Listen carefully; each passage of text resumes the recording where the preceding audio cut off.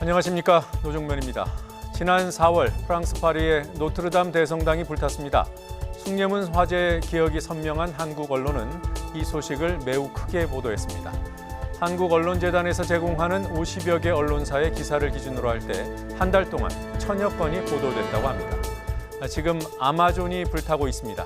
이미 15% 이상 소실됐다는 보도까지 나오는 대규모 산불입니다. 세계 최대의 열대우림 아마존은 지구의 허파로 불릴 정도로 보존 가치가 크지만 그 방대한 규모 때문에 개발 유혹에 직면해 왔습니다. 직접 당사국뿐만 아니라 지구 차원의 이해가 걸린 문제임에도 우리의 관심은 그저 먼 나라 얘기 수준에 머물러 있습니다. 언론 보도, 노트르담 성당 화재의 20분의 1 수준입니다. 잠시 뒤에 더 넓은 세계에서 아마존 산불에 대해 알아보겠습니다. 8월 30일 더 뉴스 주요 뉴스부터 정리합니다.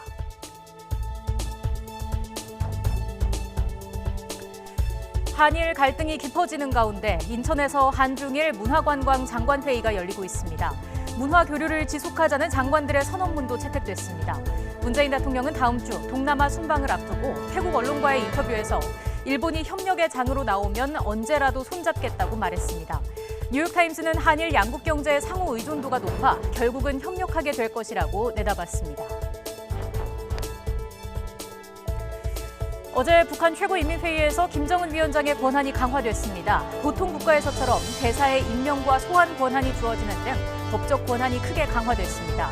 문재인 대통령은 11월 부산에서 열리는 한아세안 정상회의에 김정은 위원장이 참석해주기를 희망한다고 말했습니다. 조국 법무부 장관 후보자를 출근길이 아닌 청문회장에서 볼 가능성이 대단히 희박해졌습니다. 법사위가 조국 후보자 가족의 증인 채택 문제를 놓고 막판 협상을 시도했지만 회의가 1분 만에 끝나버렸습니다. 주말에 극적 합의가 없는 한 다음 주 월화로 예정된 청문회는 열리지 않게 됐습니다. 이유야 어떻든 청문회 자체가 무산되는 건 여야 모두가 비판받아 마땅합니다. 금리는 동결됐습니다. 연 1.5% 그대로입니다. 미중 무역 갈등과 일본의 수출 규제 등으로 경제 불확실성이 커졌지만 가계부채와 부동산 안정 때문에 금리를 쉽게 내릴 수 없기 때문입니다. 하지만 올해 말이나 내년 초에 한두 차례 더 금리를 내릴 것이라는 전망은 꾸준히 나옵니다. 다행히 지난달 생산과 투자는 늘었고 소비는 2달 연속 감소했습니다. 양현석 전 YG 엔터테인먼트 대표가 밤샘 조사를 받고 오늘 오전 귀가했습니다. 조사 시간만 23시간입니다. 양 전 대표가 혐의 대부분을 부인하면서 조사가 길어졌다는 것이 경찰의 설명입니다. 바꿔 말하면 양 전 대표 측과 경찰이 밤샘 공방을 벌였다는 건데 수사 결과가 더 궁금해집니다. 더 뉴스 본격적으로 시작합니다.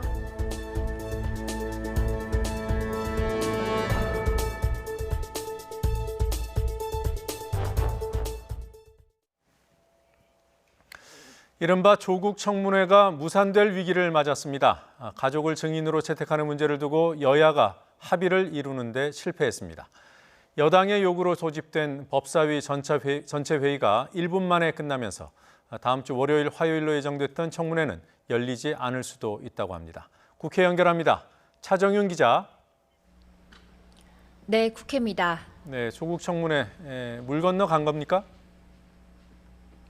네, 일단 여야 협상 과정을 좀 더 지켜봐야겠지만 다음 주 월요일 개최되는 월요일 개최로 예정되는 조국 후보자 인사청문회는 사실상 어렵다고 봐야 할 것 같습니다. 오늘 국회 법제사법위원회의 산의로 조국 후보자의 인사청문회 실시 계획서와 증인 등의 안건 채택이 불발되면서 다음 달 2일부터 시작되는 조 후보자의 인사청문회는 사실상 무산됐습니다. 앞서 여당인 더불어민주당의 요구로 국회 법사위 전체 회의가 오늘 오전 11시에 소집됐습니다. 하지만 지방에 내려간 여상규 법사위원장 직무대행을 맡은 자유한국당 김도우 의원이 간사간 합의된 의사 일정 안건이 없다면서 회의 시작 1분 만에 산회를 선포했습니다. 갑작스러운 산회 선언에 당황한 법사위 소속 민주당 의원들의 항의가 이어졌는데 당시 상황 함께 보시겠습니다. 의사 일정 등 안건이 없으므로 이상으로 회의를 모두 마치겠습니다. 산회를 선포합니다.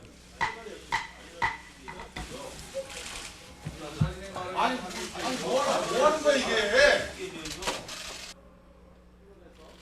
네, 민주당 의원들은 산회 뒤에도 회의장에 남아 한국당이 처음부터 인사청문회를 할 생각이 없었다는 의도로 보인다며 강하게 성토했는데요. 직접 들어보시죠.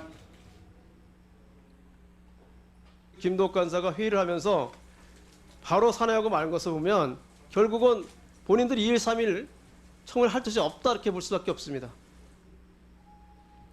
네, 주말 사이 극적으로 합의가 이뤄질 가능성이 없진 않지만 한국당은 여당의 입장 변화가 없으면 추가 협상은 없다고 맞서고 있어 접점을 찾기까지는 쉽지 않아 보입니다.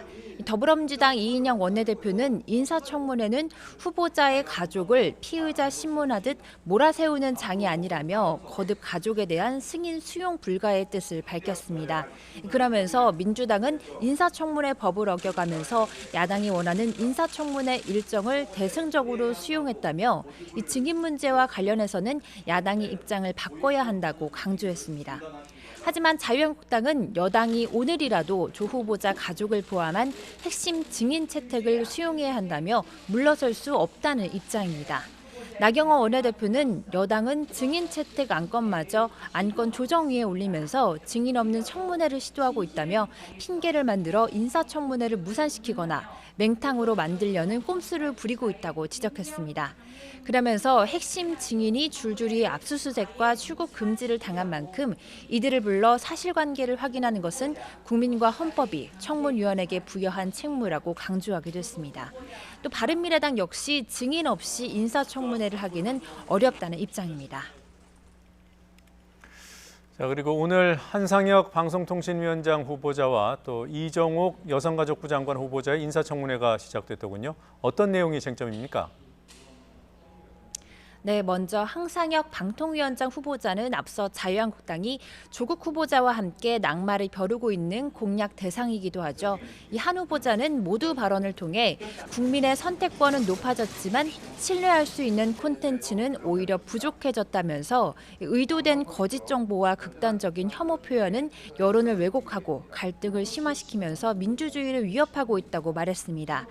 이처럼 한 후보자가 최근 SNS를 중심으로 논란이 되고 있는 허위 조작 정보와 관련해 적절한 규제를 가하겠다는 취지의 발언을 하면서 야당의 거센 공세가 전망됩니다. 반면 여당은 방송의 공정성을 지킬 적임자라면서 적극적인 엄호에 나설 것으로 보입니다. 이 밖에도 오늘 인사청문회에서는 코드 인사 논란과 부당소득공제 의혹에 대한 청문위원들의 질의가 쏟아질 것으로 예상됩니다. 같은 시간 국회 여성가족위원회에서도 이정옥 여가부 장관 후보자에 대한 인사청문회가 열리고 있는데요. 이 후보자의 자녀가 고등학교 재학 당시 발간한 책과 관련해 특혜 논란이 불거지면서 자료 제출을 두고 여야 간의 공방이 벌어지기도 했습니다. 지금까지 국회에서 전해드렸습니다. 네, 국회에서 벌어지고 있는 증인 채택 공방에 대해 조국 후보자는 본인이 왈가왈부할 사안이 아니라고 선을 그었습니다. 그리고 오늘은 자신을 응원해준 지지자들에 대해 감사의 뜻을 밝히기도 했습니다. 직접 들어보겠습니다. 지금 청문회 일정이 무산될 가능성도 나오고 있는데요. 가족들이 출석하기로 하셨는지 가족들이 해명하고 싶어 하진 않으시나요? 인사청문회 일정은 제가 왈가왈부할 사안이 아닙니다. 부족하고 미흡한 저를 격려하기 위해서 꽃을 보내주신 무명의 시민들께 감사드립니다. 저를 믿어주시고 음량으로 응원해주신 분들께도 감사드립니다. 인사청문회 준비를 더욱 열심히 하도록 하겠습니다. 감사합니다. 조국 후보자의 딸이 졸업한 고려대학교에서 오늘 총학생회가 주관하는 촛불 집회가 열립니다.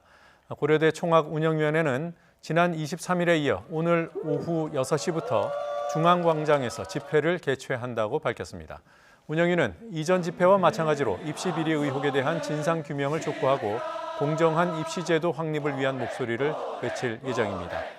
앞서 28일에는 일부 학생 주도로 두 번째 고려대 촛불 집회가 열릴 예정이었지만 정치 편향 논란으로 취소된 적이 있습니다. 문재인 대통령은 오는 11월 부산에서 열리는 한 아세안 정상회의에 김정은 위원장이 참석한다면 매우 의미 있는 계기가 될 것이라고 밝혔습니다. 일본의 무역 보복 조치에 대해서는 어리석은 일이라고 비판하고 일본이 대화의 장으로 나오도록 아세안도 힘을 모아줄 것을 당부했습니다. 김도원 기자입니다. 다음 주 동남아 3개국 순방을 앞두고 문재인 대통령이 태국 유력 일간지와 서면 인터뷰를 했습니다. 문 대통령은 두 차례의 북미 정상회담이 모두 아세안 국가에서 열리는 등 아세안은 북한과 국제사회의 중요한 소통 창구라고 평가했습니다. 그러면서 오는 11월 부산 한 아세안 특별정상회의에 김정은 북한 국무위원장이 함께할 수 있다면 한반도 평화에 매우 의미 있는 계기가 될 거라고 밝혔습니다. 다만 김 위원장 초청 문제는 북미 대화 등 한반도 평화 프로세스의 진전 상황을 함께 고려해야 한다면서 아세안 국가들과도 계속 협의하겠다고 덧붙였습니다.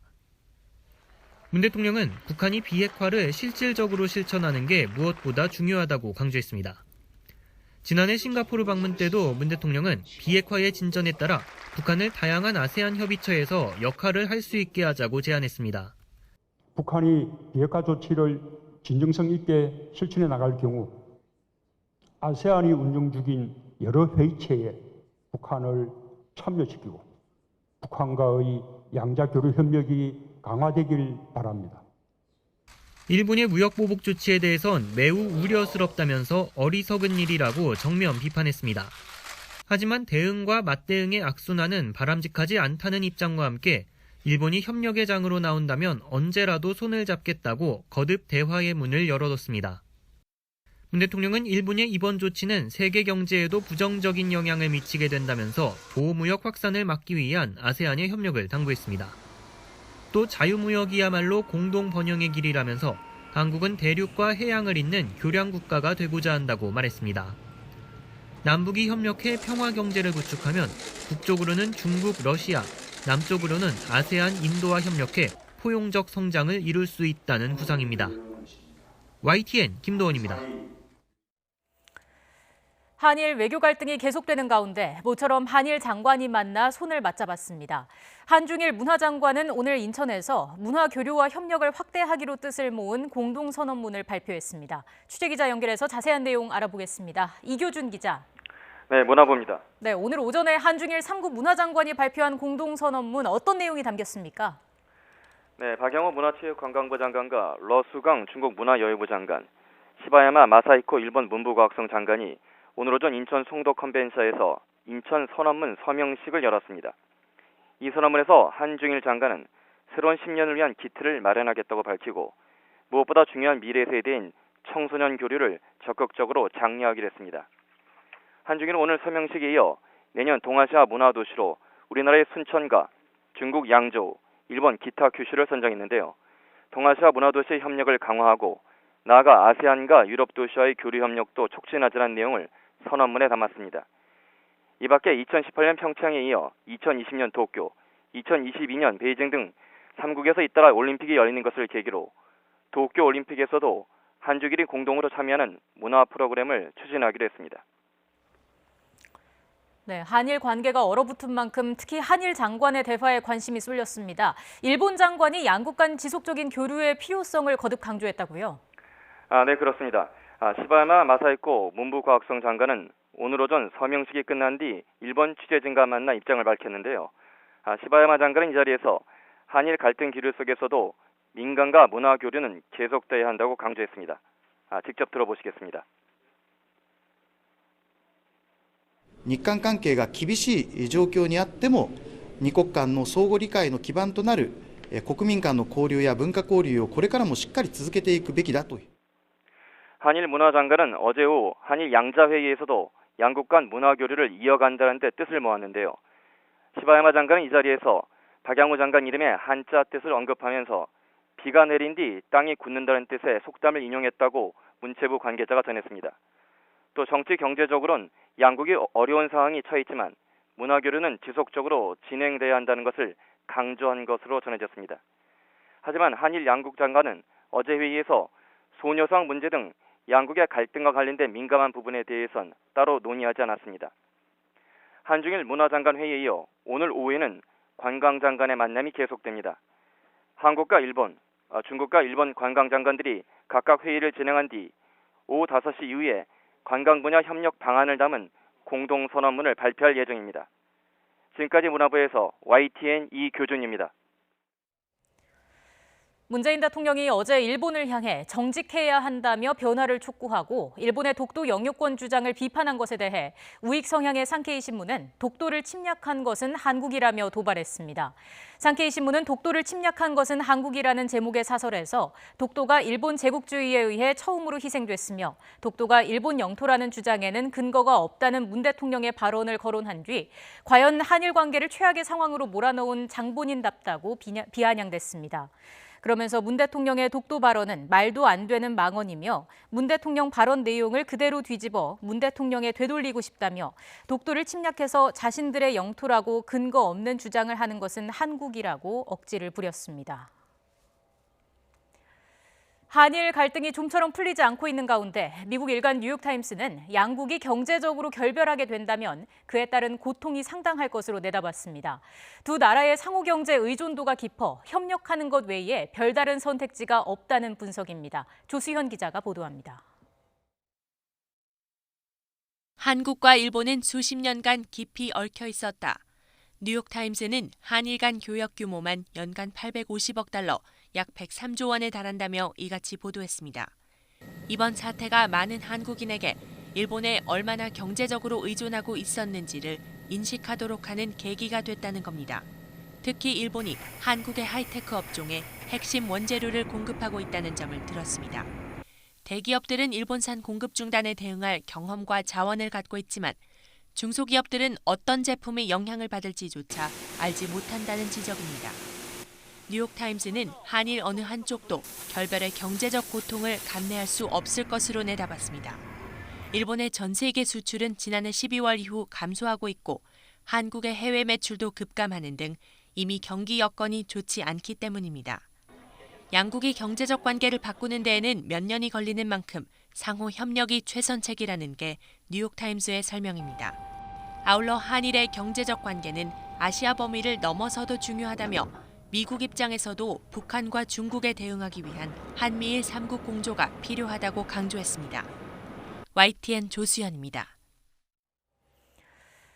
일제강점기 강제 동원은 과거의 일만이 아닙니다. 격화하고 있는 한일 갈등의 직접적인 원인이기도 한 현재의 문제입니다. 그런데 정작 우리 정부는 강제 동원 피해자들을 어떻게 대하고 있을까요? 조사 기간이 지났고 입법이 이루어지지 않았다는 이유로 추가 피해 신고조차 받지 않습니다. 한동호 기자가 취재했습니다. 태평양 전쟁에서 회색이 짙어지자 일제는 식민지 조선에서 군수물자를 쥐어짜기 위해 강제 동원에 열을 올렸습니다. 나이도 가리지 않았습니다.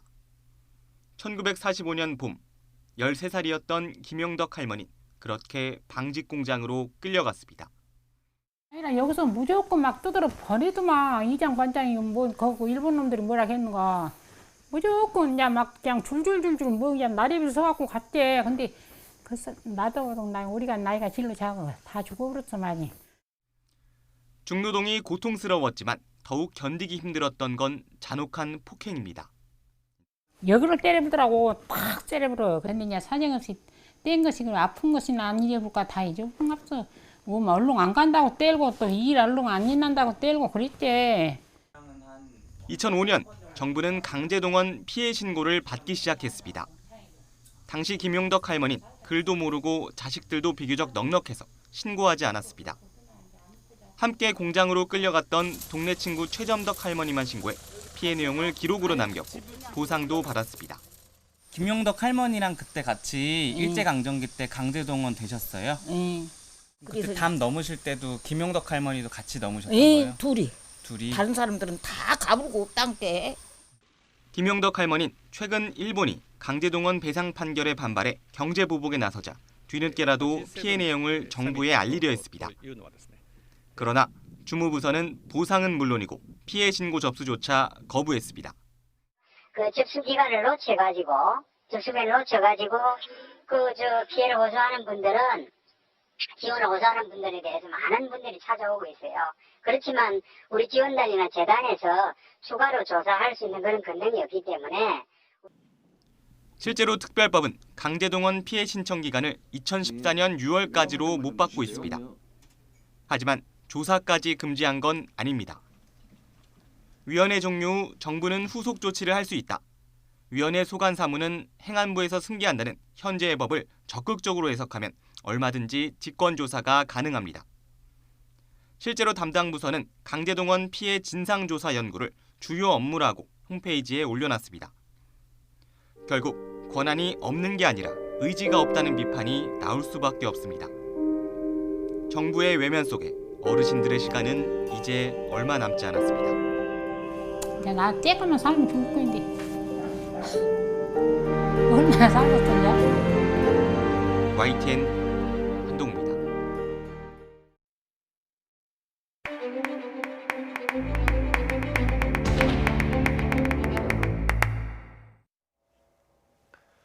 서울의 아침 기온이 20도 아래로 떨어졌습니다. 낮 더위는 여전하기 때문에 일교차가 커지는 데 따른 건강 문제에 각별한 주의가 필요합니다. 취재기자 연결합니다. 정혜윤 기자. 네, 기상팀입니다. 네, 이번 여름 아침 기온이 20도 밑으로 떨어진 게 처음 아닙니까? 네, 그렇습니다. 선선한 공기가 밀려오면서 오늘 아침 기온이 올여름 들어 가장 낮았습니다. 설악산 기온이 10도 아래로 내려갔고요. 서울도 19.5도로 올여름 들어서 처음으로 20도 아래에 머물렀습니다. 가을을 앞두고 아침 기온이 빠르게 하강 곡선을 그리기 시작하고 있는데요. 하지만 낮 기온은 아침 기온보다도 서서히 낮아집니다. 오늘 서울 낮 기온은 27도, 이번 주말에는 29도까지 오를 것으로 보입니다. 이렇게 되면 아침과 낮의 기온차가 점점 더 심해집니다. 오늘은 일교차가 7.5도였지만 주말에는 10도, 휴일에는 9도나 될 것으로 보입니다. 보통 일교차가 10도 정도면 감기 등 환절기 질환에 걸릴 가능성이 급증합니다. 따라서 가볍게 입고 벗을 수 있는 겉옷을 준비해 심한 온도차에 대비해야 할 것으로 보입니다. 내일은 가을처럼 쾌청한 날씨가 이어지겠지만 일요일에는 남부지방에 또 비가 내릴 것으로 보입니다. 지금까지 YTN 정혜윤입니다. 원정 도박 등의 혐의로 경찰에 소환된 양현석 전 YG 엔터테인먼트 대표가 밤샘 조사를 받고 귀가했습니다. 23시간 동안 조사를 받았지만 혐의를 부인한 것으로 알려졌습니다. 김대겸 기자의 보도입니다. 다소 지친 표정의 양현석 전 YG 엔터테인먼트 대표가 밤샘 조사를 마치고 귀가합니다. 조사를 받으려고 들어선 지 23시간 만입니다. 양 전 대표는 출석할 때와 마찬가지로 구체적 혐의에 관련된 질문에는 말을 아꼈습니다. 경찰 조사에 성심이 임했습니다. 사실관계에 대해서 자세하게 설명드렸습니다. 성매매 알선 혐의 부인하십니까, 여전히? 근데 신경도 말씀해 주시죠. 피의자 신분으로 처음 소환된 양 전 대표는 조사 과정에서 혐의를 대체로 부인한 것으로 알려졌습니다. 경찰 관계자는 양 전 대표가 혐의를 부인하면서 예상보다 조사가 길어졌다고 설명했습니다. 경찰은 압수수색 등을 통해 확보한 자료를 토대로 3가지 혐의를 집중적으로 추궁했습니다. 우선 미국 라스베이거스와 마카오 등에서 수십억 원대 상습 도박을 하고 현지에서 달러를 빌린 뒤 국내에서 원화로 갚는 이른바 환치기 수법으로 도박 자금을 조달했다는 혐의를 밝히는 데 주력했습니다. 이 과정에서 회사 돈을 사용했는지도 캐물은 것으로 전해졌습니다. 이어 새벽부터는 지난 2014년 외국의 한 재력가에게 성접대를 했다는 의혹을 조사했습니다. 경찰은 조사 결과를 검토한 뒤 양 전 대표의 추가 소환 여부를 포함한 향후 수사 계획을 결정할 예정입니다. YTN 김대겸입니다. 국회 패스트트랙 관련 고소고발 사건을 수사하고 있는 경찰이 자유한국당 황교안 대표와 나경원 원내대표에게 출석하라고 통보했습니다. 서울 영등포경찰서는 황교안 대표와 나경원 원내대표에게 다음 주 중반 출석해 줄 것을 요청했다고 밝혔습니다. 황 대표와 나 원내대표는 국회 회의 진행을 막는 데 직접 가담하거나 지시한 혐의를 받고 있는 것으로 알려졌습니다. 하지만 두 사람이 출석에 응할지는 불투명합니다. 앞서 경찰이 출석을 요구한 자유한국당 의원들은 야당 탄압이라고 강하게 반발하며 아무도 출석하지 않았습니다. 도널드 트럼프 미국 대통령이 미중 무역 협상과 관련해 급이 다른 협상이 예정돼 있다고 말했습니다. 관세를 추가로 부과하는 조치가 시행되기까지 며칠 남지 않은 상황에서 중국 정부도 대화 움직임을 보이고 있습니다. 워싱턴에서 강태욱 특파원의 보도입니다. 트럼프 대통령이 다른 급의 미중 무역 협상이 예정돼 있다고 밝혔습니다. 관세 적용을 사흘 앞둔 시점입니다. 트럼프 대통령은 하지만 협상 참석자 등에 대해 자세한 설명은 하지 않았습니다. 공식적인 대표단급이 아닌 실무급 인사들 간 협상으로 보입니다. 앞서 G7 정상회의에서 트럼프 대통령은 중국 측의 요청이 있었다며 조만간 협상을 시작하겠다고 밝혔습니다. We were called and we're going to start very shortly to negotiate. We'll see what happens, but I think we're going to make a deal. 하지만 미 무역 대표부는 관보 공지를 통해 예정대로 관세 부과를 예고했습니다. 9월 1일부터 중국의 맞불 조치에 대응해 5%포인트 올린 15%를 적용하겠다는 겁니다. 이에 대해 중국 상무부는 추가 관세 철회를 요구하며 대화를 제의했습니다. 가오펑 상무부 대변인은 중국 제품에 추가 관세를 매기는 것을 취소함으로써 무역 전쟁이 격화하는 것을 막는 문제가 먼저 논의돼야 한다고 밝혔습니다. 미중 무역 협상 재개에 대한 기대감으로 뉴욕 증시와 독일과 영국 등 유럽 주요 증시도 일제히 올랐습니다. 워싱턴에서 YTN 강태욱입니다. 미국이 모레 9월 1일부터 중국산 제품에 대해 관세를 올려 부과하기로 한 것에 맞서 중국도 예고한 대로 같은 날 미국산 수입품에 대해 추가 관세 부과를 강행한다고 밝혔습니다. 중국 관영신화통신은 국무원 관세세칙위원회가 지난 23일 발표한 미국산 제품에 대한 관세 징수에 관한 공시를 그대로 시행한다고 전했습니다. 이에 따라 중국은 미국산 제품 5,078개 품목, 액수로는 750억 달러어치 가운데 12월 15일로 늦춰진 품목을 제외한 1,717개 상품에 대해 모레 9월 1일부터 10% 또는 5%의 관세를 올려서 징수하게 됩니다. 홍콩 시민들이 내일 대규모 주말 시위를 예고한 가운데 지난 2014년 홍콩 우산혁명의 주역이자 이번 송환법 반대 시위에도 적극 참여하고 있는 조슈아 웡이 오늘 아침 경찰에 체포됐습니다. 조슈아 웡이 사무총장으로 있는 홍콩의 데모시스토당은 페이스북에 긴급 게시글을 올려 조슈아 웡이 오늘 아침 7시 30분쯤 사우스 호라이즌 전철역으로 가던 중 경찰에 붙잡혔다고 밝혔습니다. 데모시스토당은 또 조슈아 웡이 갑자기 개인 승용차에 밀어 넣어졌으며 완차이에 있는 경찰본부로 호송됐다고 주장했습니다. 조슈아 웡은 지난 2014년 당시 17살의 나이로 행정장관 직선제를 요구하면서 79일 동안 대규모 시위를 벌인 홍콩 우산혁명을 이끈 주역으로 지금은 민주주의를 견제한다는 뜻의 데모시스트 당의 사무총장을 맡고 있습니다.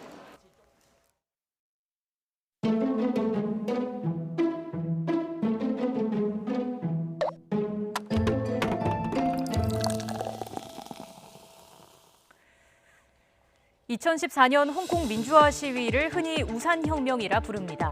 경찰이 쏘는 물대포와 최루탄을 우산으로 막아내는 방어수단이기도 했지만 홍콩 저항운동의 상징이 됐습니다. 5년 뒤인 지금 홍콩에서도 우산이 거리를 뒤덮고 있습니다.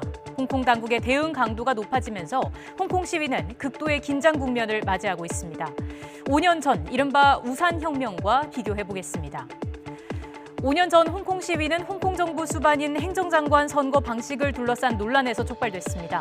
홍콩 주권 이양 당시 2017년부터 행정장관을 직접 선거로 뽑기로 했지만 2014년 8월 중국 전국인민대표대회는 중국의 우호적이지 않은 이른바 민주파 인사의 출마를 봉쇄했습니다. 올해 홍콩 시위는 반체제 인사 등의 중국 송환 목적으로 의심받는 범죄인 인도법안, 일명 송환법이 문제가 됐습니다. 홍콩 행정청은 지난 4월 송환법 제정 추진을 발표했습니다. 5년 전 시위대는 행정장관 직선제가 특정 인사 배제 없이 정상적으로 실시돼야 한다며 민주화 운동을 펼쳤습니다. 현재 시위에 나선 시민들은 2017년 직선제가 아닌 간선제로 선출된 캐리람 행정장관의 퇴진, 그리고 그가 추진하는 송환법 반대를 외치고 있습니다. 시위 특징을 짚어보겠습니다. 2014년과 2019년의 시위, 공통점이 적지 않습니다. 먼저 대규모 시위가 장기간 이어졌습니다. 2014년에는 79일, 2019년은 오늘로 83일째를 맞았습니다. 2014년엔 하루 최대 50만 명이 거리로 나섰고 올해는 최대 200만 명을 돌파하기도 했습니다. 주도층이 청년들이고 10대 중고교생까지 참여했다는 공통점도 있습니다. 저항의 상징이 된 우산은 2015년에 이어 올해도 등장했습니다. 현 인상적인 차이점도 있습니다. 2014년에는 최루탄과 물대포를 쏘는 경찰의 강제 진압에 시민들이 우산으로 맞서는 등 비폭력 시위를 펼쳤습니다. 일부 점거가 있기도 했지만 비폭력 평화 시위는 우산혁명의 대표적인 특징입니다. 2019년은 의회 점거 과정에서 폭력 상황이 발생하고 공항을 점거하기도 했습니다. 2014년보다 폭력적이라는 평가도 있지만 시위 참가자 대다수는 평화 시위를 지지하고 전반적인 시위 양상이 2014년과 크게 다르지는 않습니다. 특히 당국이 일부 폭력 양상을 유도했다는 지적도 나옵니다. 당국의 시위 대응은 어땠을까? 우산혁명 당시 군 투입 가능성이 제기되긴 했지만 경찰 진압에 그쳤습니다. 2019년에는 중국군이 이동 배치되는 게 시위 때문이 아니냐는 우려가 나오고 있고 최루탄에서 나아가 실탄 경고 사격까지 있었습니다. 2014년 시위 때는 홍콩 정부가 대대적인 시위 지도부 검거에 나서 100명이 넘게 체포됐고 시위대는 자진 해산했습니다. 이후 민주파 후보의 입후보만 제한되는 게 아니라 직선제 자체가 폐기됐습니다. 2019년 시위는 현재 진행형입니다. 특히 내일은 2014년 우산혁명을 촉발한 중국 전인대 의결이 나온 지 꼭 5년이 되는 날입니다. 시민들은 대규모 집회를 예고했고 홍콩 경찰은 불허했습니다. 여기에 캐리람 행정장관은 계엄령에 해당하는 긴급법 발동을 검토하고 있습니다.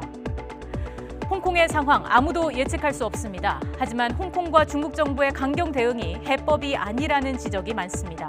2014년 시위대는 자진 해산했지만 5년 뒤인 오늘의 홍콩 거리에서 다시 우산을 펴들었습니다. 이들은 햇볕이 강해져도 우산을 펼쳐 막아내겠다는 생각을 공유합니다. 홍콩 정국이 더욱 긴장 속으로 빠져들고 있습니다.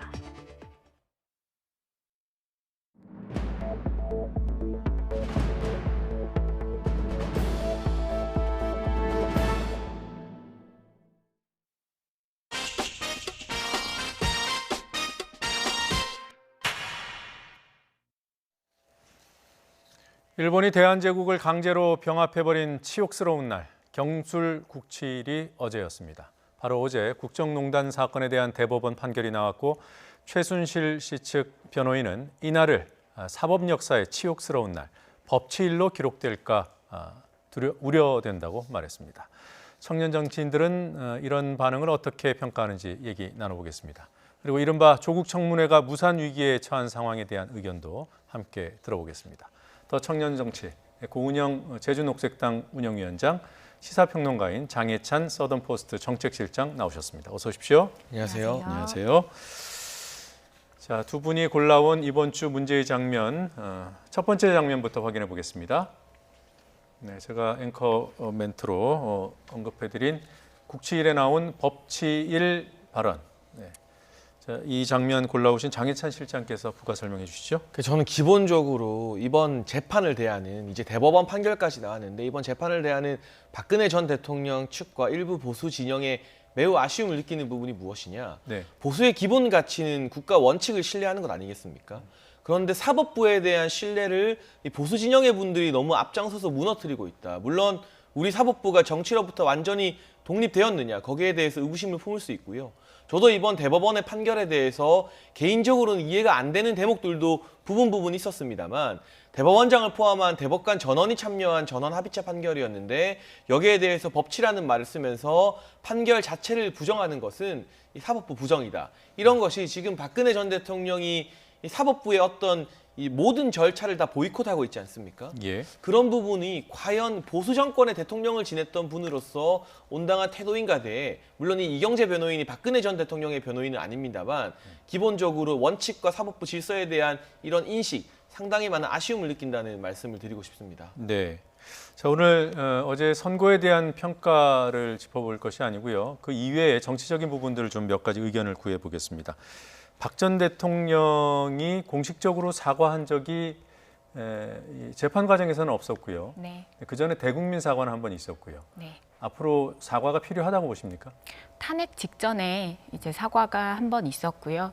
그리고 지금 상고심 까지 일어나는 과정에서 전혀 재판에 참여하지 않고 보이콧하는 모습들이 있었고 별다른 입장 자체가 없었습니다. 사과를 포함한 별다른 입장 자체가 없었고 네. 사실 아까 법치에 대해서 이야기하셨습니다만 법치도 무너졌고 그 전에 탄핵 과정에서 도덕성, 책임성 모든 것들이 다 무너진 상태입니다. 이 모든 것에 대한 어떤 자신의 과오를 반성하고 그에 대한 입장 분명히 사과를 통해서 밝혀야 된다고 생각을 하고요. 네. 그럼 책임지지 않는 끝까지 책임지지 않는 이런 모습들 때문에 국민들이 아직까지 분노하시는 것이 아닌가라는 생각도 합니다. 예.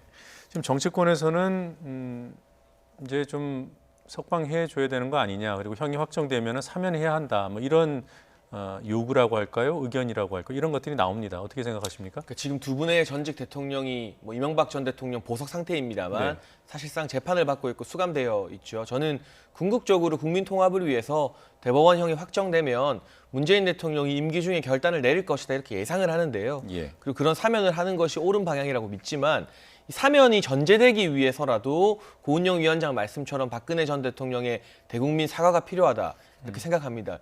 이 탄핵이 불거지기 직전쯤에 나왔던 청와대에서의 사과는 사실상 이후의 재판 과정을 통해 진실이 아닌 부분이 포함되어 있었고요. 지금 추가적으로 박근혜 전 대통령과 최순실 씨 사이에 녹취록도 언론을 통해 공개가 되면서 네. 우리 국민이 위임하지 않은 권력을 최순실 씨가 얼마나 전방위적으로 휘둘렀는가 모두 알게 되지 않았습니까? 이런 부분에 대한 진솔한 사과, 그리고 지금 여러 가지 보수 세력이 박근혜 전 대통령을 중심으로 의견 차이 때문에 흩어져 있습니다. 예. 본인에 대한 평가는 역사에 맡기겠다. 그러니 보수 세력은 하나로 힘을 모아라. 전 이런 정치적인 메시지를 보낼 때 박근혜 전 대통령이 한때 보수의 어떤 구심점이지 않았습니까? 그만한 가치를 다시 한번 수행하게 되는 것이라고 생각을 합니다. 예. 사과가 전제되면 사면 얘기도 해볼 수 있다, 이런 의견이셨는데요. 이재용 그 삼성전자 부회장에 대한 관심이 어제 매우 컸고요. 1심 때는 구속이 됐다가 2심에서 집행유예로 석방될 때 인정되지 않았던 뇌물, 또 제3자 뇌물이 있었습니다. 그 부분이 어제 다시 다 인정이 됐거든요. 네. 그러고 나니까 경제가 더 어려워지는 거 아니냐, 악영향을 미치는 거 아니냐, 이런 지적들이 나옵니다. 어떻게 보십니까? 이번 뇌물을 어떻게 바라보느냐에 대한 저는 판례가 생긴 것이 무엇보다 중요했다라는 생각이 듭니다. 판례가 곧 사회 질서를 만드는 것이기 때문에 우리 사회가 조금이나마 더 깨끗해지는 이런 판례였다라고 생각을 하고요.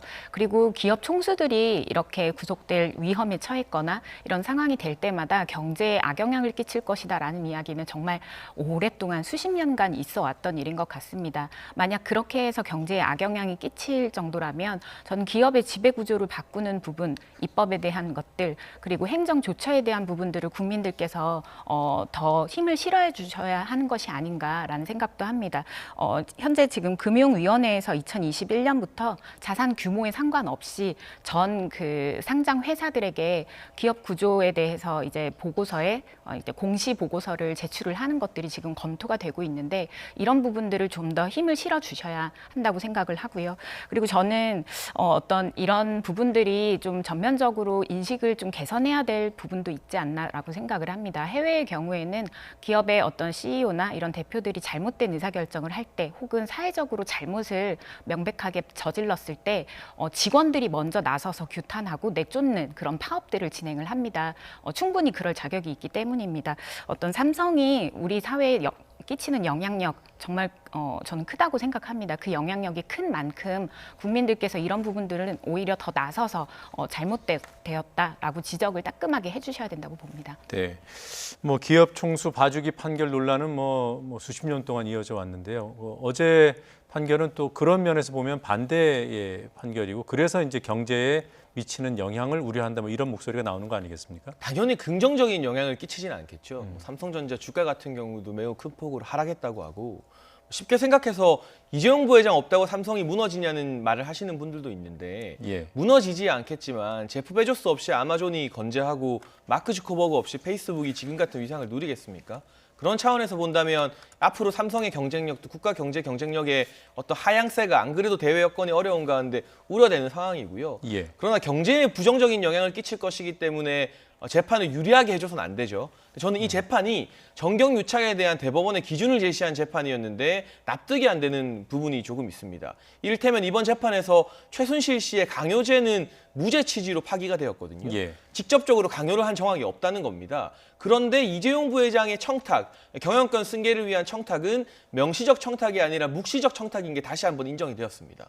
청탁은 묵시적인 게 인정이 되는데 강요는 직접적인 강요가 없었다고 해서 인정이 안 됐다? 앞뒤가 좀 맞지 않는 판결이 아닌가 하는 생각이 들고, 이번에 청와대에서도 김정숙 여사가 비공개로 대기업 총수들을 불러서 여러 가지 이야기를 했다고 합니다. 문재인 대통령도 대기업 총수들에게 적극적인 투자나 그리고 스포츠 재단 이런 곳에서 많은 대기업들이 후원을 하고 있는데요. 명확한 기준이 있어야만 이것이 청탁인지 아니면 정당한 후원인지 뭔가 결정을 할 수 있을 텐데, 제 개인적인 시각으로 봤을 때는 부당한 정치 권력 때문에 이 청탁을 들어주지 않으면, 오히려 정치 권력의 청탁을 들어주지 않으면 기업이 피해를 입을까 봐 어쩔 수 없이 들어준 것인데 왜 공동으로 같은 정범으로 판단을 받아야 되는지에 대해서는 글쎄요, 오늘의 판결이 과연 정경유착에 대해서 깔끔한 가이드라인이 될지 기업 현장에 있는 다른 기업의 총수들이나 책임자들도 무척 혼란스러워하지 않을까 싶습니다. 네, 이건 법리 문제는 오늘 주제가 아니어서 그냥 듣고 넘어가는 걸로 하겠고요. 삼성전자 오늘 주가는 좀 올라가고 있군요. 다음 장면 보겠습니다. 네, 불난 청년을 향해서 부채질을 하냐라는 그런 취지의 제목이네요. 네, 유시민 노무현 재단 이사장의 그 언론 인터뷰 내용을 뽑아오셨습니다. 두 분이 함께 골랐는데 고은영 위원장께서 설명해 주시죠. 네, 어떤 유시민 촌철살인으로 유명하시죠. 네, 예. 논평으로도 유명하시고 과거 정치인이셨습니다. 어제 한 언론 인터뷰에서 단순히 짧은 인터뷰가 아니라 오랫동안 입장을 내보일 수 있는 그런 토크에 가까운 프로그램이었는데요. 이 자리에서 어떤 지금의 어떤 청년들의 촛불 집회라든지 이런 부분들이 사실상 한국당의 어떤 이런 그 작업이 아닌가라는 취지의 이런 발언들 분명히 있었고요. 그리고 언론도 문제다라는 식의 이런 발언들을 좀 계속했습니다. 그래서 이 부분에서 또 이런 표현까지 좀 쓰게 되는데 뒤에서 한국당 패거리들의 손길이라는 이런 표현까지 좀 이렇게 쓰게 됩니다. 그래서 예. 저는 어떤 지금 촌철살인을 기대를 사실 저는 했는데 기존의 조국 지금 지명자를 둘러싼 기본적인 어떤 사회의 논란들, 기존 질서에서 전혀 벗어나지 않은 한쪽 편들어주기 프로그램이었다. 이렇게 좀 생각이 들고 결국에는 구원투수로 등판을 하신 것이 아닌가. 지금의 집권 세력이 드디어 이제서야 이 심각성을 인정을 하고 이렇게 작업을 하고 있는 것이 아닌가라는 그런 생각도 좀 하게 됩니다. 예. 네. 그 유시민 이사장의 발언 중에 보면은 사실상 물반 고기반이다. 이게 이제 서울대 촛불 집회에 참석한 참석자들 가운데 반은 물이고 반은 물이다. 고기다. 이게 정치인들이 끼어 있었다. 뭐 이런 취지의 말이었던 거죠. 네, 그런 것 같고 청년들의 이런 촛불 시위나 촛불 집회, 총학이 주도하는 집회에 정치적인 색채를 부여함으로써 예. 색깔론적인 시각으로 바라보는 것이 아닌가. 저는 이 유시민 이사장 이야기를 듣고 과거에 보수 진영에서 많이 하던 이야기가 떠올랐습니다. 예를 들면 광우병 촛불 시위에 나섰던 대학생들 보고 민주노총이 뒤에 있다. 네. 저 뒤에 특정 정당, 그 당시에 뭐 진보신당이라거나 이런 정당들이 뒤에 있을 것이다. 민주당의 사주를 받았다. 박근혜 전 대통령 탄핵을 위한 촛불 집회에 나온 청년들을 보고도 운동권이다. 빨갱이 집회다. 이런 식으로 정치적 색깔을 부여하는 이야기들을 보수 진영에서 부끄럽지만 참 많이 해왔었는데 똑같은 논리가 한때 청년 저항의 상징이었던 유시민 이사장 입에서 나온다는 게 개인적으로는 참 서글펐고요. 네. 정치로부터 완전히 독립된 집회나 시위는 이 세상에 존재할 수가 없습니다. 저는 개인적으로 그렇게 생각을 하고 일부 그리고 정치적 의도를 지닌 사람들이 그 안에 들어와서 물을 흐릴 수도 있습니다.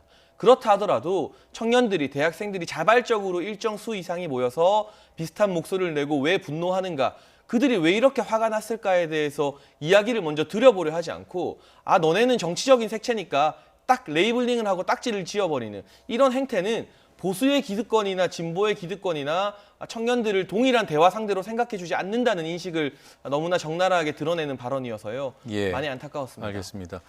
뭐 사실 그 해당 집회에 그 정준길 전 한국당 대변인이나 또 류여해 전 최고위원도 참석을 했더군요. 네. 이런 사람들의 참석을 놓고 이제 정치색 논란이 더 커지는 것 같은데 어떻게 보셨습니까? 그런 뭐라고 해야 되나요? 뭐 뭐 전혀. 지금 당적을 갖고 있는 분들은 아닌데. 네. 네, 저는 이런 정치적인 인물들이 지금 사방에서 숟가락을 얹고 있는 이런 상황이 아닌가라는 생각을 합니다. 그리고 그 숟가락을 얹고 있는 사람들 중에서 과거에 이런 계급 문제라든지 여러 가지 권력의 재생산의 문제, 이 부분에 집중해서 비판적인 목소리를 내왔던 사람이 누가 있는가, 과연 그러니까 진정성 있게 이 사안에 대해서 접근하는 사람이 있었는가를 좀 묻고 싶습니다. 그리고 방금 좀 지적을 하셨는데요. 저는 이런 상황이 이렇게 뭐 물방 고기반 이런 식으로 단면적으로 납작하게 만들 상황이 아니라고 생각을 합니다. 저는 여기에 대해서 청년들이 분명히 분노하는 마음이 있고, 그리고 정치적인 어떤 정쟁화하려는 것들도 저는 지금 공존하고 있는 이런 상황이라고 생각을 합니다.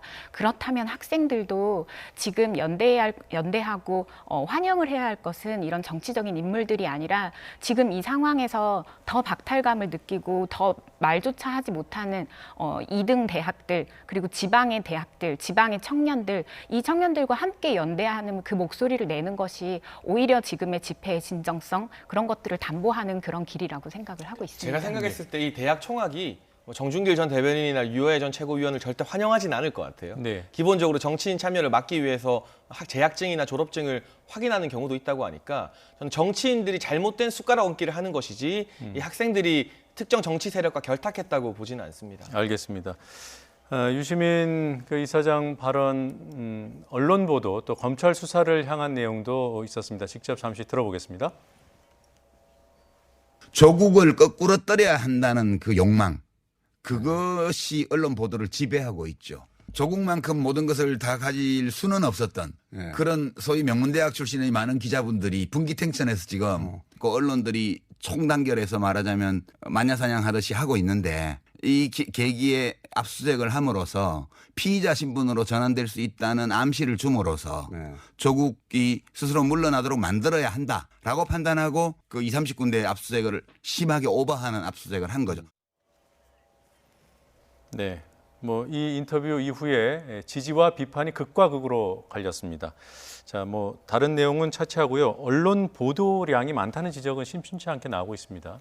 어떻게 보십니까? 의혹이 너무 많기 때문에 언론 보도량이 많을 수밖에 당연하다. 없다. 네, 그렇게 생각을 하고 있고요. 그리고 조국 후보 자체가 단순한 법무부 장관 후보로 우리가 이전까지의 다른 장관 후보들과 비교하기는 무리가 있다. 예. 법무부 장관 후보자로 지명이 되었지만 그 직전까지 청와대 민정수석으로 현 대통령의 최측근이었고, 많은 여권 지지자, 심지어는 야당 지지자들 사이에서도 잠재적 유력한 차기 대선 주자로 거론되는 인물이었다. 본인이 그 대선 주자 자리를 달가워하느냐 안 하느냐와는 별개로 말이죠. 예. 정치적 중량감 차원에서 이전까지 역대의 어느 장관 후보자보다도 정치적 중량감이 상당한 인물이기 때문에 네. 그리고 의혹 또한 너무나 동시다발적으로 딸과 관련된 의혹, 사모펀드, 웅동학원 등 전방위에 걸친 의혹, 오죽하면 검찰이 압수수색을 30곳이나 하겠습니까? 전국에 걸쳐서. 그만한 의혹의 당사자이기 때문에 언론 보도량이 많은 것은 당연한 것이지 예. 이 보도량 많은 게 마치 유시민 이사장 말처럼 명문대 기자들이 조국 후보자를 질투해서 분기탱천한다? 저는 그런 식의 접근을 하시는 것은 오히려 조국 후보자를 도와주는 게 아니라 기자들도 화나게 하는 일이 아닐까. 예. 이런 발언 좀 조심해야 된다고 생각합니다. 예, 언론 보도량이 물론 중요한 사안입니다만 그럼에도 불구하고 많다 이런 지적이 있긴 있어요. 네, 지금의 어떤 이 사태에 가깝죠. 지금 조국 지명자를 둘러싼 이 사태가 굉장히 많은 것들을 드러내게 하는 것 같습니다. 계속해서 언론들의 어떤 사회적으로 문제가 생겼을 때 똑같은 뉴스들을 생산하고 예. 그렇게 단편적으로 좀 대응을 하는 이런 문제점들에 대해서는 충분히 사회적으로 지적이 되었는데, 지금 이번 사태에서도 전혀 걸러지지 않고 똑같이 오히려 더욱더 폭발적으로 되고 있습니다. 뭐 조국 힘내세요, 조국 그러니까 정치 검찰 아웃, 이런 검색어 운동, 이런 것들이 일어났을 때 정말 단편적이고 이런 그 보도들이 정말 수천 건이 이제 쏟아지는 모습들을 볼 수 있었는데요. 실제 확인도 했었고요. 이런 것들이 지금의 이런 그 상황들을 좀 면밀하게, 아까 제가 말씀드렸던 왜 청년 세대들이 분노하는가, 왜 50대들이 반응하는가, 이런 여러 가지 부분에 대해서 좀 깊이감 있는 이런 취재들, 이런 것들이 상대적으로 덜 보여지기 때문에 이런 예. 발언이 나왔다고는 생각하는데, 말씀하신 대로 표현이 너무 과하셨죠. 이런 태도는 저는 이런 태도가 정말 지금의 집권 세력들에게 너무 실망스럽다고 생각을 하는데요. 지금 이런 발언들, 이런 직접적인 태도가 사실 더욱더 청년들을 좀 공분하게 하는 것이 아닌가 생각합니다. 예. 자, 언론 보도량이 장 실장께서는 당연하게 많을 수밖에 없다라고 했고, 고 위원장께서는 좀 더 깊이 있는 보도, 또 한쪽으로 치우치는 어떤 집중되는 한 이슈에 집중되는 그런 현상은 좀 돌아봐야 된다 이렇게 지적하셨습니다. 검찰 수사에 대한 얘기를 좀 해보죠. 검찰 수사 지금 시점에 이루어지는 것, 청문회에 영향을 미칠 수는 있지 않겠습니까? 그렇죠. 어떻습니까? 네, 청문회에 영향을 미칠 수 있는데 그러면 지금이 아니라 언제 수사를 했어야 되냐 반문하게 된다면 네. 그래도 지금밖에 없지 않나라는 답을 내리게 되는 것 같습니다. 법무부 장관으로 지명된 이후에 법무부 장관의 어쨌든 관리 감독을 받는 검찰이 상급자를 수사한다. 우리가 생각하기 어려운 부분이고요. 네. 여기에 대해서는 조국 후보자가 과거 본인의 SNS에 명쾌한 답을 내려놓았습니다. 이명박 정부 때 권재진 법무부 장관을 지명하면서 법무부 장관 본인이나 그 주위 인물들이 수사를 받게 됐을 때 철저한 수사가 불가능하다는 말을 했어요. 또 조윤선 전 장관에게 무슨 낯으로 장관직에 있으면서 수사를 받느냐라는 말도 했고요. 그 네. 말인즉슨 조국 후보자 스스로도 장관직을 가진 사람을 검찰이 수사하는 게 부당하다, 철저한 수사가 불가능하다는 점을 언급한 셈이잖아요. 예. 그렇기 때문에 장관에 임명되기 이전에 수사할 수밖에 없었던 이 부분이 정치적 여러 가지 오해를 낳고 논란을 낳겠지만 검찰 입장에서 수사를 안 할 수 없는 문제라면 네. 이 시점이 아닌 다른 시점을 상상하기는 어려웠을 것이다. 저는 그렇게 생각합니다. 그럼 뭐 같은 맥락에서 이 수사가 종료되기 전까지는 장관 임명은 안 된다고 보시나요? 저는 문재인 대통령께서도 상당한 부담을 느끼실 것 같습니다. 검찰이 이 정도 대규모 압수수색을 했다는 것은 사실상 기소를 하겠다는 뜻으로 봐야 되지 않겠습니까? 물론 정해진 것은 아닙니다만 예. 검찰 수사 중인 사람을 장관에 임명시키겠다. 정치적으로도 부담이 너무 크고요. 네. 그 부분에 대해서는 조금 더 유예를 가지고 기소 여부를 판단한 다음 다시 장관을 임명하시든 아니면 다른 중역을 맡기시든 하는 게 정치적으로 올바른 도의가 아닌가 싶습니다. 네. 고 위원장께는 이 질문을 좀 드리겠습니다. 지금 조국 청문회 무산 위기에 처해 있대요. 그 가족 증인을 채택하는 문제로 여야가 지금 합의를 못 이루어서 가족 증인 채택하는 것 어떻게 보십니까?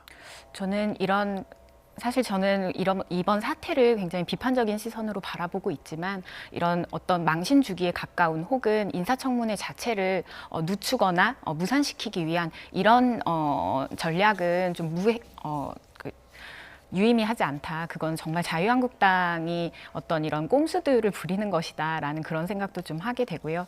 청년들, 어떤 국민들의 여러 가지 비판 문제들 이런 것들을 청문회에서 분명히 저는 밝힐 수도 있다고 생각합니다. 법적인 부분이나 이런 것들을 떠나서요. 하지만 청년들이 딸 당사자에게 분노하는 것인가, 가족들 한 명 한 명의 목소리를 직접 듣고자 하는 것인가, 이런 그 질문들을 하게 되고, 그리고 또 이 제도, 그리고 조국 교수의 어떤 합법적이며 반면에 위선적인 교육관, 이 제도 자체, 교육 시스템 이런 것들에 대해서 분노하는 마음이 큰데 이 부분들을 세심히 살펴보는 것이 좀 필요하다는 생각이 들고요. 저는 오히려 청문회가 빨리 진행이 되고 그 청문회에서 조국 교수가 밝혔던 정책 방향, 정신질환자들을 어떤 사회 위험 분자로 몰고 그리고 언론의 표현의 자유라든지 시민의 표현의 자유를 침해할 수 있다고 평가되는 이런 문장들을 사용한 것, 이런 것들을 청문회에서 좀 더 면밀히 짚었으면 하는 생각입니다.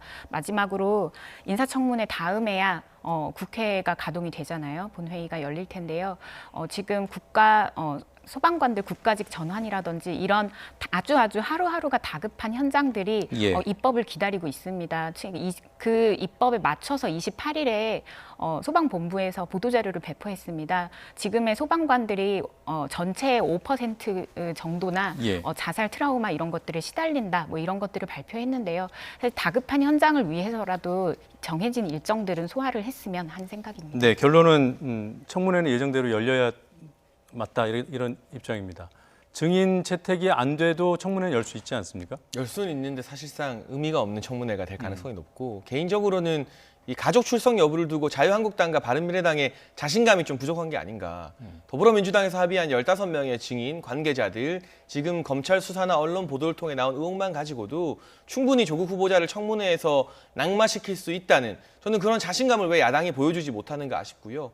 오히려 가족들 불렀다가 국민 여론상 동정론이 불거질 수도 있고 역풍이 불 수도 있는데 굳이 가족을 세우겠다는 건 청문회에서 송곳 같은 질의로 후보자를 낙마시키겠다는 것이 아니라 후보자의 어떤 멘탈을 흔들어서 감정을 압박해서 자신 사퇴하겠다는 그런 뜻으로 보이기 때문에 야당이 좀 자신감을 가지고 전공법으로 청문회를 진행했으면 좋겠다. 그를 위해서 15명의 증인 채택 더불어민주당이 합의한 부분에 대해서는 빨리 증인 채택이 가능하도록 일자 조율이나 이런 부분들 좀 하루빨리 진행했으면 좋겠다는 생각을 합니다. 알겠습니다.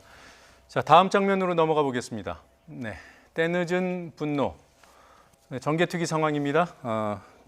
고은영 위원장이 골라왔습니다. 어떤 장면입니까? 네, 어제 정말 많은 일들이 있었는데요.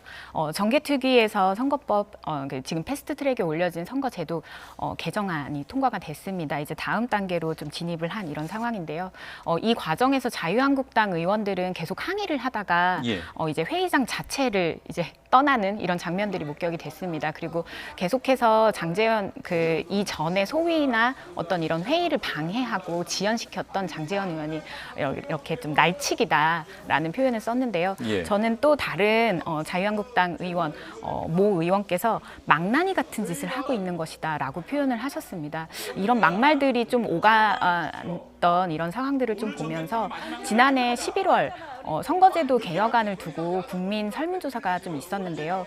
좀 시간이 많이 지나서 지금은 내용이 조금씩 결과가 조금 바뀌었을 수 있습니다만 50%가 넘는 국민이 선거제도 개혁에 찬성을 하고 반대 여론은 20%대였습니다.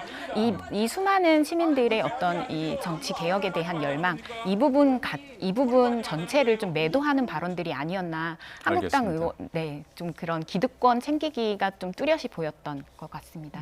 한국당에서는 그럼에도 불구하고 협의할 기간을 충분히 두지 않고 밀어붙였다라는 입장 아니겠습니까? 사실 8월 국회 제대로 진행이 안 됐었기 때문에 여야 지도부 그리고 간사 간 협의를 조금 더 하자는 게 장제원 의원의 입장이었었는데 굳이 이렇게 안건 소위까지 직권으로 홍영표 위원장이 무력화시키면서 진행을 했어야 했나는 아쉬움이 들고요. 안건조정위원회. 네, 안건조정위원회. 이런 상황에서 남은 90일의 법사위 기간 동안 제대로 된 논의가 가능할까 그 부분 많은 우려가 되는 게 사실이고 기본적으로 상임위는 다르지만 저는 여야의 논리에 항상 일관성이 있어야 된다. 우리 국민들이 이 내로남불이라는 말 정말 싫어하시잖아요. 그런데 이 정개특위에서는 다수결로 안건조정위원회도 종료되고 바로 표결이 되었습니다. 근데 법사위 우리가 방금 전까지 이야기했던 조국 후보자 증인 채택하는 문제 여야의 다수결 표결로 하자고 여상구 위원장이 말을 했으나 제안을 했으나 더불어민주당에서는 다수결로 밀어붙이면 안 된다면서 안건조정위를 열어서 논의를 지연시켰거든요.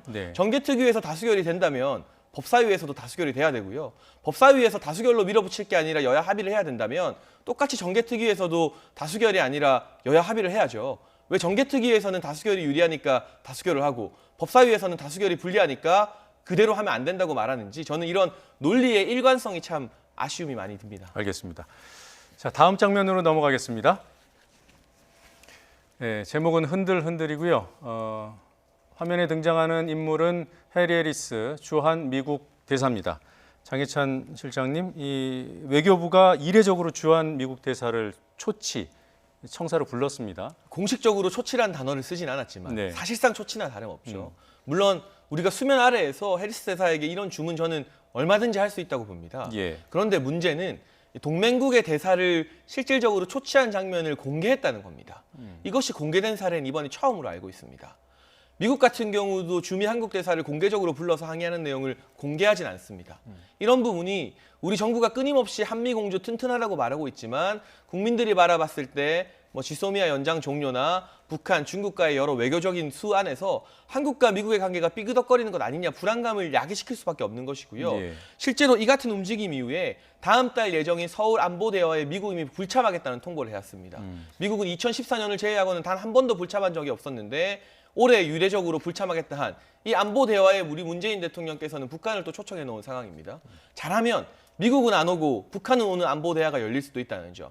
그리고 해리스 대사 같은 경우는 오늘부터 예정되었던 공식 일정을 모두 취소했습니다. 네. 재향 군인의 초청 간담 등을 비롯해서요. 이 부분이 아마 본인의 불쾌감을 드러내는 것으로 해석이 되는데요. 동맹과의 외교를 이렇게 하면 안 된다. 굳이 공개할 이유가 도대체 무엇이었는지, 이를 통해서 예. 우리가 얻을 수 있는 실익이 무엇인지에 대해서 참 많은 물음표가 듭니다. 예. 뭐 그런 말을 할 수는 있다. 그러니까 지소미아 종료에 대한 불만 표출을 미국 측에 자제해달라고 요청할 수는 있으나 그 초치하는 그런 장면을 공개한 것은 부적절하다 이런 얘기를 하는데 정부에서는 동맹이라도 할 말은 해야 되는 거 아니냐 이런 입장인 것 같아요. 저는 이 초치 장면을 공개하고 뭐 이전에 초치 상황을 먼저 이야기를 하고 싶은데요. 불쾌감을 느끼는 것은 한국 정부가 먼저이지 않을까라는 생각을 합니다.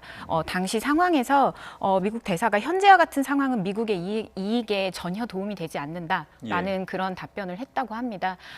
지금 초치를 하는 상황에서 사실상 자국의 이익만 이렇게 이야기하는 것이 과연 동맹의 태도인가 아래로 보는 그런 어떤 시선들이 대사의 입에서 나온 것은 아닌가라고 생각이 들고요. 사실 지금까지 트럼프 정권 이후에 자국의 이익만 강조하는 것들이 강해지면서 우리나라에서도 계속 정세를 확인을 하는 과정에 여러 가지 이런 비판적인 입장 그리고 어떤 불만들 지금 이렇게 하나둘씩 표출되고 있다고 좀 생각을 하는데 지금의 미국 대사 자체가 먼저 저는 외교적 결례를 당시에 좀 했다고 생각을 합니다. 알겠습니다. 두 분 의견은 여기까지 듣겠습니다. 오늘 말씀 잘 들었습니다.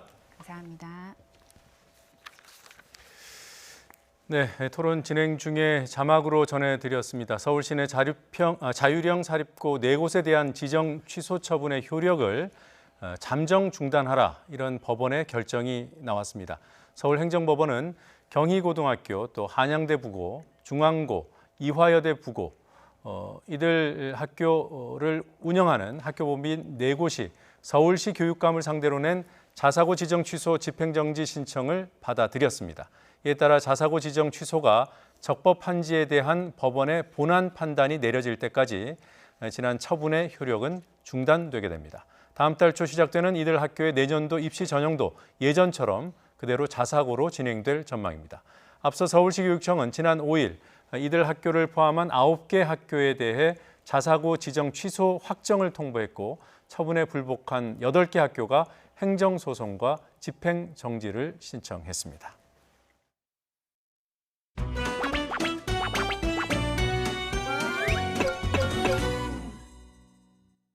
나경원 원내대표가 지난 28일 조국 후보자에게 당당하게 수사받으라 라고 말했다고 합니다. 그런데 저는 이 말을 나경원 원내대표와 자유한국당 의원들에게 그대로 돌려주고 싶습니다. 나경원 원내대표님 그리고 자유한국당 의원님들 패스트트랙 지정 당시 회의를 방해했다는 이유로 고발되고 경찰의 소환장도 받으셨는데 당당하게 수사 좀 받으십시오. 나경원 원내대표가 지난 28일 조국 후보자에게 당당하게 수사받으라 라고 말했다고 합니다. 그런데 저는 이 말을 나경원 원내대표와 자유한국당 의원들에게 그대로 돌려주고 싶습니다. 조국 후보자 검찰의 강제 수사 대상자입니다. 단순 의혹 제기 수준이 아니라 매우 실체적인 증거들로 중대한 범죄 혐의를 받고 있는 사실상 피의자입니다. 그런 핵심 증인을 불러 사실관계를 확인하는 것은 국민과 헌법이 청문위원에게 부여한 책무입니다. 여당이 아무리 꼼수를 부려도 진실은 가릴 수 없습니다. 조국 후보자의 위선은 덮어지지 않습니다. 여당이 아무리 꼼수를 부려도 진실은 가릴 수 없습니다. 조국 후보자의 위선은 덮어지지 않습니다. 화장실 들어갈 때와 나올 때가 다른 것입니까? 검찰이 살아있는 권력인 조국 후보자에 대하여 법과 원칙에 입각해 엄정한 법 집행에 나서자마자 집권 세력 전체가 일제히 일어나 윤석열 총장을 흠집내고 있습니다. 문재인 정권 사람들은 조로남불도 모자라 이제는 청로남불, 민로남불까지 서심없이 하겠다는 뜻입니까? 문재인 정권 사람들은 조로남불도 모자라 이제는 청로남불, 민로남불까지 서심없이 하겠다는 뜻입니까?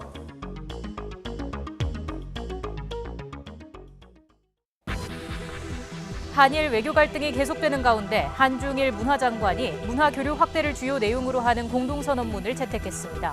한일 장관은 양자회담에서도 어려울수록 민간 문화 교류를 지속하자는 데 뜻을 모았습니다. 어제 북한 최고인민회의에서 헌법이 개정되면서 김정은 위원장의 법적 권한이 크게 강화됐습니다.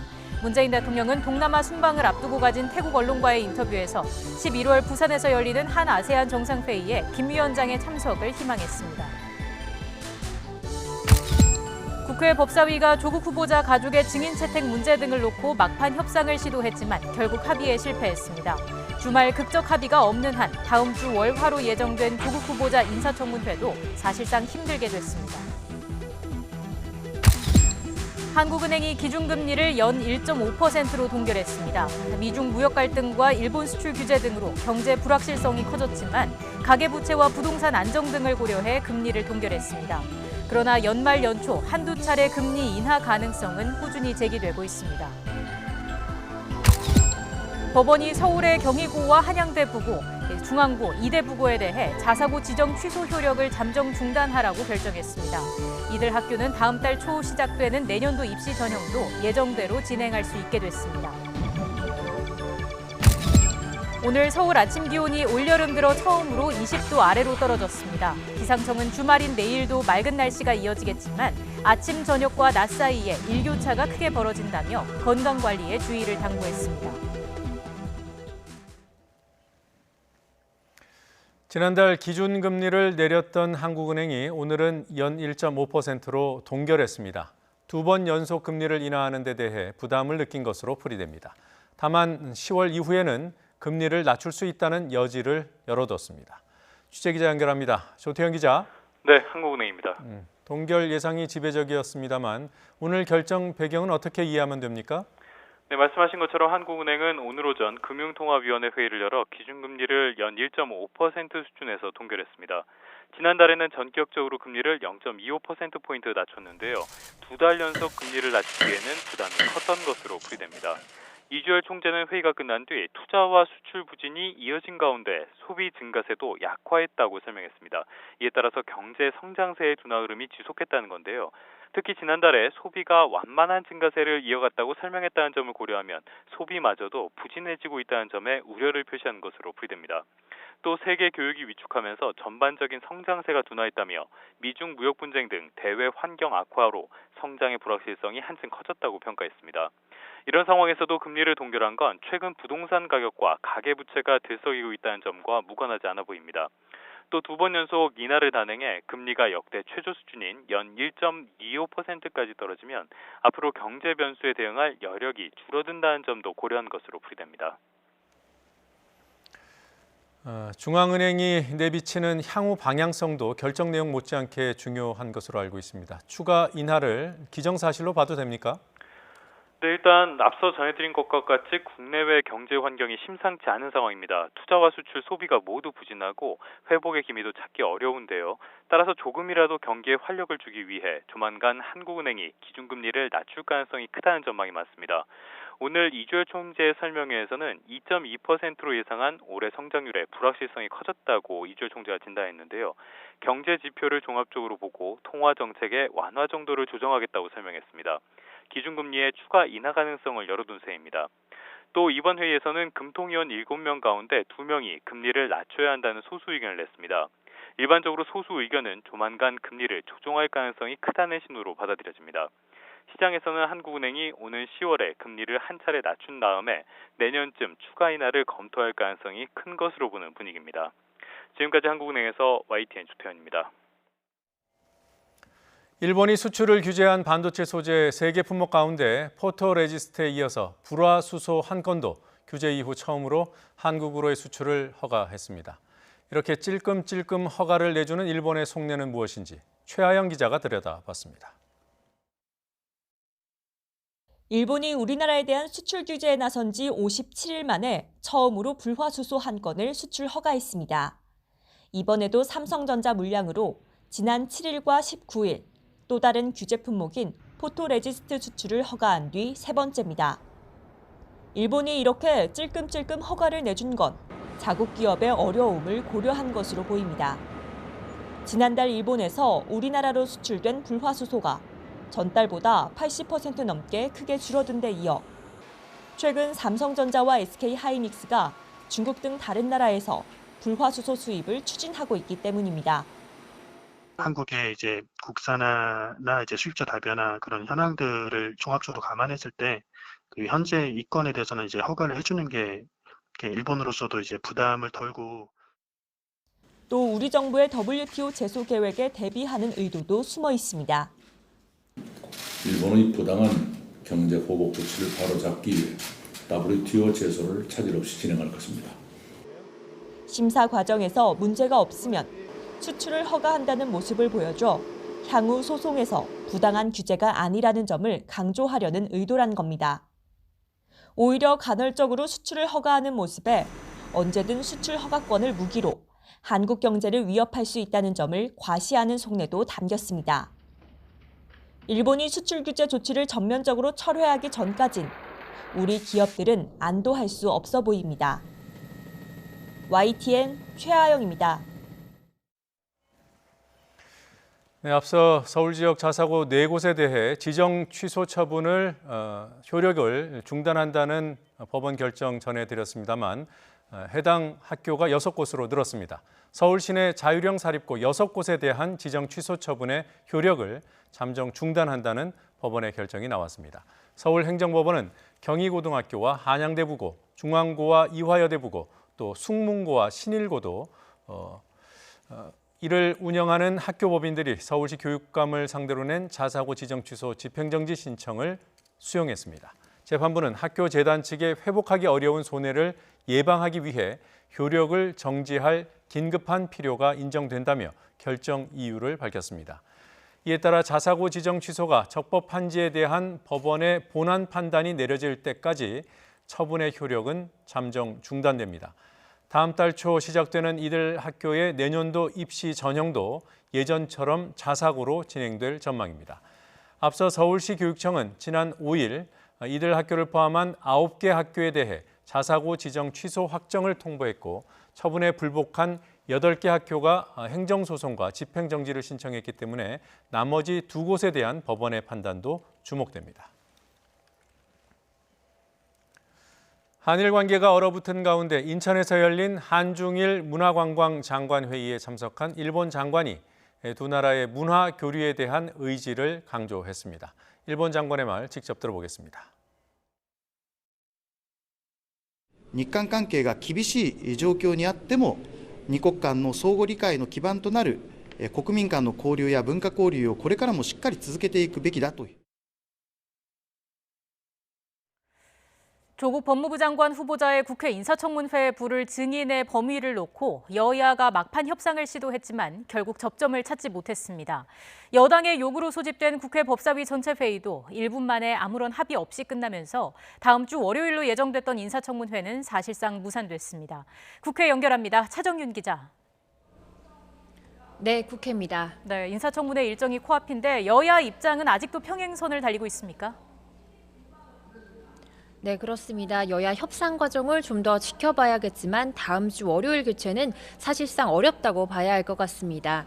오늘 국회 법제사법위원회 산회로 조국 인사청문회 실시 계획서와 증인 등의 안건 채택이 불발되면서 다음 달 1일부터 시작되는 조 후보자의 인사청문회가 사실상 무산된 겁니다. 앞서 여당인 더불어민주당의 요구로 국회 법사위 전체 회의가 오늘 오전 11시에 소집됐습니다. 하지만 지방에 내려간 여상규 법사위원장 직무대행을 맡은 자유한국당 김도우 의원이 간사간 합의된 의사 일정 등 안건이 없다면서 회의 시작 1분 만에 산회를 선포했습니다. 갑작스러운 산회 선언에 당황한 법사위 소속 민주당 의원들의 항의가 이어졌는데요. 당시 상황 함께 보시겠습니다. 의사 일정 등 안건이 없으므로 이상으로 회의를 모두 마치겠습니다. 산회를 선포합니다.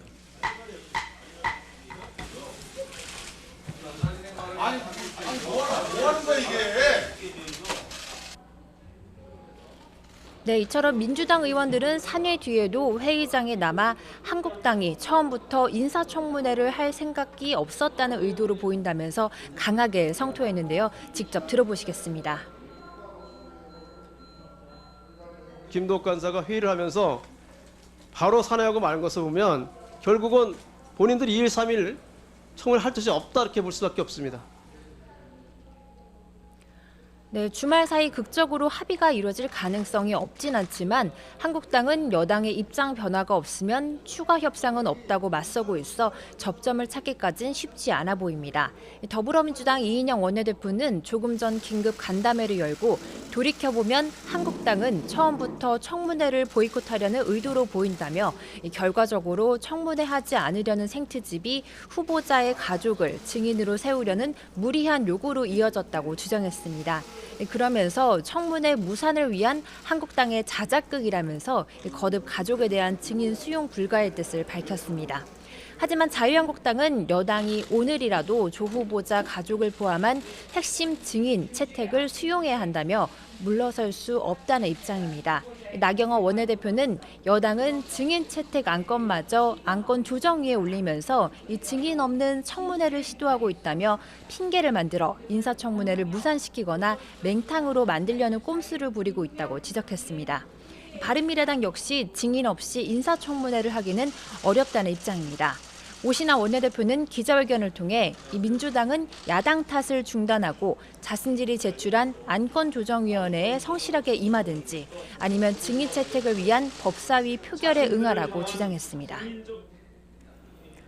네, 오늘 한상혁 방송통신위원장 후보자와 이정욱 여성가족부 장관 후보자의 인사청문회도 시작됐습니다. 어떤 내용이 쟁점이 됐습니까? 네, 먼저 한상혁 방통위원장 후보자는 앞서 한국당이 조국 후보자와 함께 낙마를 벼르고 있는 공략 대상이기도 하죠. 이 한 후보자는 모두 발언을 통해 국민의 선택권은 높아졌지만 신뢰할 수 있는 콘텐츠는 오히려 부족해졌다면서 의도된 거짓 정보와 극단적인 혐오 표현은 여론을 왜곡하고 갈등을 심화시키며 민주주의를 위협하고 있다고 말했습니다. 예상대로 한국당 등 일부 야당에서는 한 후보자가 정치적 편향성에 있어서 방통위의 독립성과 공정성을 확보할 인물이 아니라면서 방통위원장으로서는 부적절하다고 지적이 나왔는데요.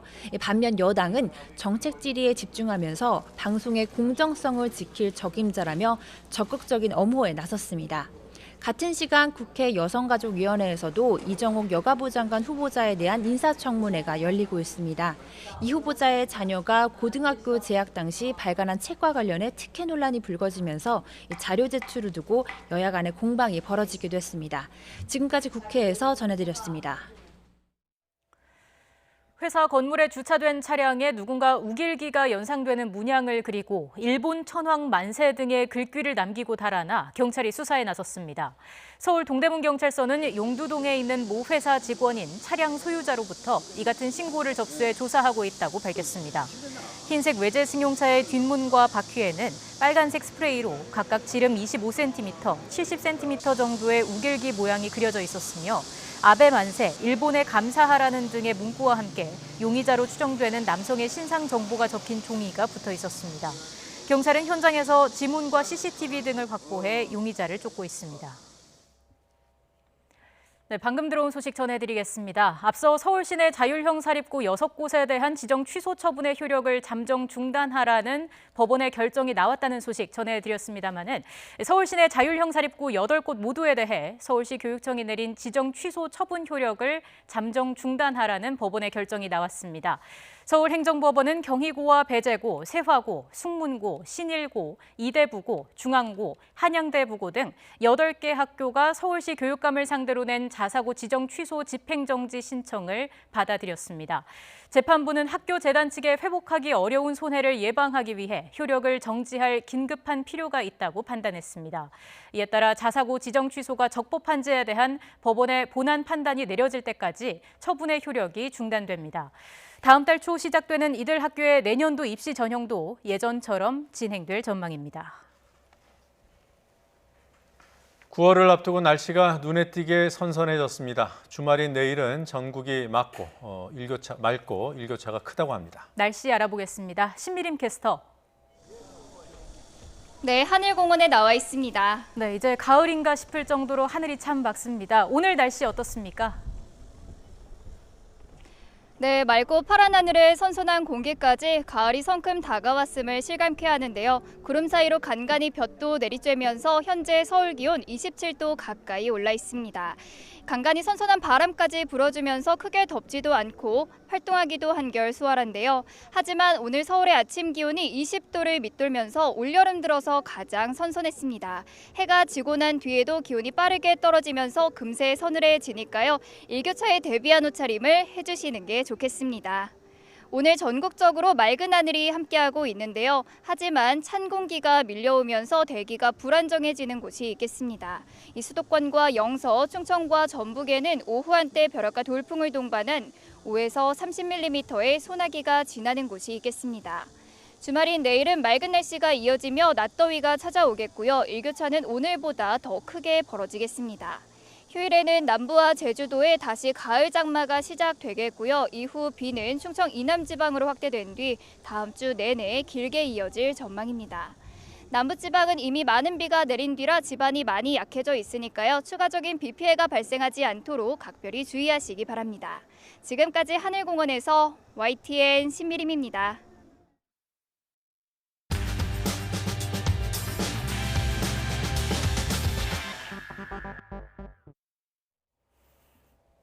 어제 대법원은 이재용 삼성전자 부회장에 대해 징역 2년 6개월에 집행유예 4년을 선고한 원심을 파기환송했습니다. 2심 집행유예 판결로 석방됐던 이재용 부회장이 파기환송심에서 다시 구속될지 관심이 쏠리고 있습니다. 관련 내용 양지열 변호사와 얘기 나눠보겠습니다. 변호사님 안녕하십니까? 네, 안녕하세요. 네, 이재용 부회장 관련 내용만 여쭤보겠습니다. 자, 어제 대법원이 이재용 부회장에 대해서 파기환송 결정을 내렸습니다. 이게 파기환송을 가능케 한 요인을 좀 정리해 주시죠. 일단은 이재용 부회장이 삼성 자금을 이용해서 최순실 씨에게 지원했던 특마와 관련된 부분이 과거에는 2심 항소심에서는 그러니까 일종의 상담 비용, 컨설팅 비용 업체에게만 지급한 돈만 뇌물로 인정을 했죠. 네. 그런데 그렇게 말의 소유권, 그다음에 말을 소유권을 하기 위해서 지원했던 34억 원 가량도 사실상 그 내용이 비춰봤을 때 소유권이 처분권이 최순실 씨에게 넘어갔기 때문에 네. 이 말 비용까지도 전부 뇌물로 보는 게 맞다라는 판단을 한 것이고요. 그리고 이제 동계스포츠영재센터에 16억 원을 지원한 것은 제3자에게 뇌물로 지원한 건데 이 부분과 판단이 좀 많이 달랐습니다. 그러니까 삼성의 경영승계라고 하는 현안이 있었다고 할지 그리고 그 경영승계라는 현안을 해결하기 위해서 박근혜 전 대통령에게 부정한 청탁을 했다고 봐야 될지가 쟁점이었는데 네. 2심에서는 인정하지 않았던 이 두 가지를 이 대법원이 봤을 땐 인정해야 한다라고 봐서 다시 재판을 해보라고 파기환송시킨 겁니다. 이재용 부회장의 뇌물 공여액이 늘어나면서 횡령액도 늘어났는데 그럼 사실상 집행유예 선고가 어려워진다고 봐야 할까요? 사실 뇌물을 준 쪽에서는 액수가 그렇게 중요하지 않습니다. 그래서 이게 다른 기업의 회장이라든가 기업 오너들의 어떤 뇌물 공여와 좀 사건이 달라져 버린 게 이재용 부회장은 뇌물을 자신의 자금으로 지급한 게 아니라 삼성의 자금을 이용해서 지원을 했습니다. 그러니까 회사 돈을 불법적인 목적을 위해서 빼돌렸다. 이게 횡령이 되거든요. 예. 근데 뇌물 공여와 다르게 횡령 같은 경우에는 그 액수에 따라서 처벌 기준도 크게 바뀝니다. 그러니까 지금 50억 원이 넘어섰기 때문에 특정경제 가중처벌에 관한 법률이 적용이 되고 이 경우에는 법정형만으로도 5년 이상 무기징역이고 이른바 양형 기준 그러니까 대법원이나 검찰에서 판단할 때 실제 법정형과 다르게 어느 정도 가이드라인으로 제시한 기준에 따라더라도 최소가 2년 6개월입니다. 그래서 상황이 크게 이재용 부회장 입장에서는 안 좋아졌다고 봐야겠죠. 근데 또 삼성 측은 대법원 판결에서 재산 국외 도피죄, 재단 출연 뇌물 관련 무죄가 의미가 있다고 했는데 이 부분이 파기환송심에서 유리하게 작용할까요? 어떻습니까? 그건 유리하게 작용할 게 하나도 없어요. 그러니까 왜 그러냐면 이 부분은 이미 지난 2심에서도 무죄로 봤던 부분입니다. 그러니까 무죄로 봤던 세 가지 중에서 지금 처음 말씀드린 것처럼 말 3마리의 값과 관련된 부분, 그리고 동계스포츠 영재센터에 16억 원 지원한 부분, 그리고 그렇게 하면서 재산을 국외로 빼돌렸다 이 세 가지가 다 무죄였는데 그중에 2개는 유죄로 바뀌었고 하나는 그냥 무죄로 그대로 변함없이 남았다 이런 정도의 의미인 것이 그게 예를 들어서 유죄로 형사처벌에 반영이 됐었는데 이번에 무죄로 나왔다 이런 건 아니기 때문에 네. 사실상 큰 의미는 없습니다만 어쨌든 삼성 측 입장에서는 최악의 경우는 매너다 이런 정도의 얘기로 들으시면 될 것 같습니다. 그럼 그 경영권 승계 작업 현안이 인정된 부분에 대해서는 그 삼성바이오 분식회계 수사에도 영향을 줄까요? 아무래도 그 삼성바이오 분식회계를 지금 수사하고 있는 이유가 이재용 부회장의 경영권 승계를 위해서 그러니까 삼성물산과 제일모직을 합병을 했고 네. 지금 그 과정에서 합병 작업을 이롭게 하기 위해서 삼성바이오에 대한 분식회계를 했다라고 지금 검찰을 보고 있는 거 아니겠습니까? 네. 근데 실제 이제 경영 승계라고 하는 현안이 있었느냐, 그걸 위해서 이런 것이 필요했냐, 이런 걸 수사 과정에서 입증을 해야 되는 게 원칙인데 지금 대법원 판결로 그런 게 있다라고까지 있었다라고 이미 나온 상황이다 보니까 아무래도 그 전제 요건을 갖추기 좀 수월해졌다 이렇게 볼 수 있겠죠. 그럼 일각에서 나오는 그 집행유예 가능성은 어떤 법리가 적용되는 건가요? 그거는 사실은 어떤 법리라기보다 네. 그래도 그러니까 아주 가능성이 없다라고는 할 수 없지 않느냐. 그러니까 말씀드린 바와 같이 2년 6개월이 양형의 최저 기준이고 법정형으로 따서 5년이라고 이상이라고 하더라도 그걸 판사가 판단하기에 따라서는 많이 감경을 해주면 장난 감경 같은 거 많이 해주면 3년 이하로 또 만들 수도 있고 그러면 또 집행유예가 될 수 있겠지 않겠느냐라는 얘기입니다. 근데 이건 저는 어디까지나 이론적인 얘기라고 보는 게 네. 왜냐하면 이 상식적으로 생각을 해보실 때 지난번에 횡령 액수가 36억 원이었을 때 2년 6개월을 받았고 그래서 집행유예가 나왔는데 이번에는 그 2배인 86억 원이 인정이 됐어요. 네. 2배가 넘죠. 3배 가까이 되죠. 근데 그냥 똑같이 이번에도 2년 6개월 내지 3년이 나온다고 한다면 이게 어떻게 보면 공정한 심판이라고 볼 수가 있을까요? 그러니까 어떤 지난번 재판에서 나오지 않았던 새로운 사실관계, 새로운 증거 내지는 새롭게 참작할 만한 사유가 없는 상황에서는 저는 이번에도 똑같은 이유로 집행유예라는 것은 상당히 어렵지 않을까 싶습니다. 변호사님, 징역 3년 이상이면 집행유예가 안 되나요?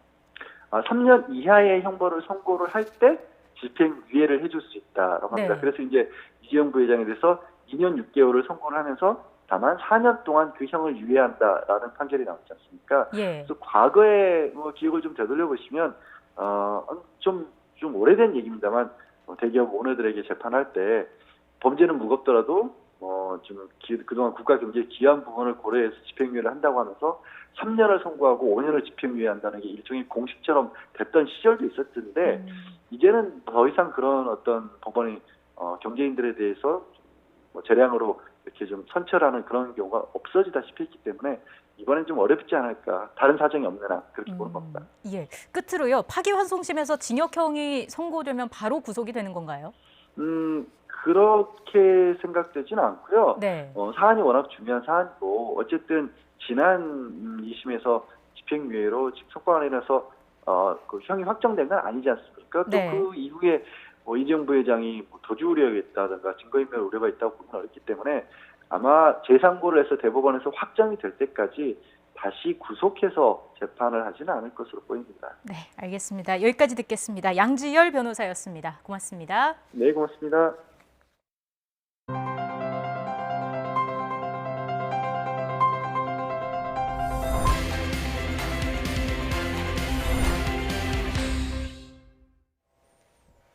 지구의 허파, 아마존이 불타고 있습니다. 이미 15% 이상 소실됐다는 보도도 나옵니다. 브라질 정부 혼자는 감당이 안 되는 일일 텐데도 지원을 하겠다는 국제사회를 향해 노골적인 불만을 표출합니다.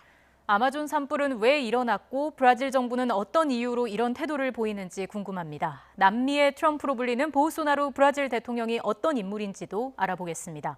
알수록 볼수록 더 넓은 세계, 오늘은 브라질 대사를 역임했던 최경림 G20 한국정부 셰르파와 함께하겠습니다. 안녕하십니까? 안녕하세요. 안녕하세요. 저희가 G20 셰르파라고 소개를 했는데 좀 생소합니다. 어떤 직책입니까?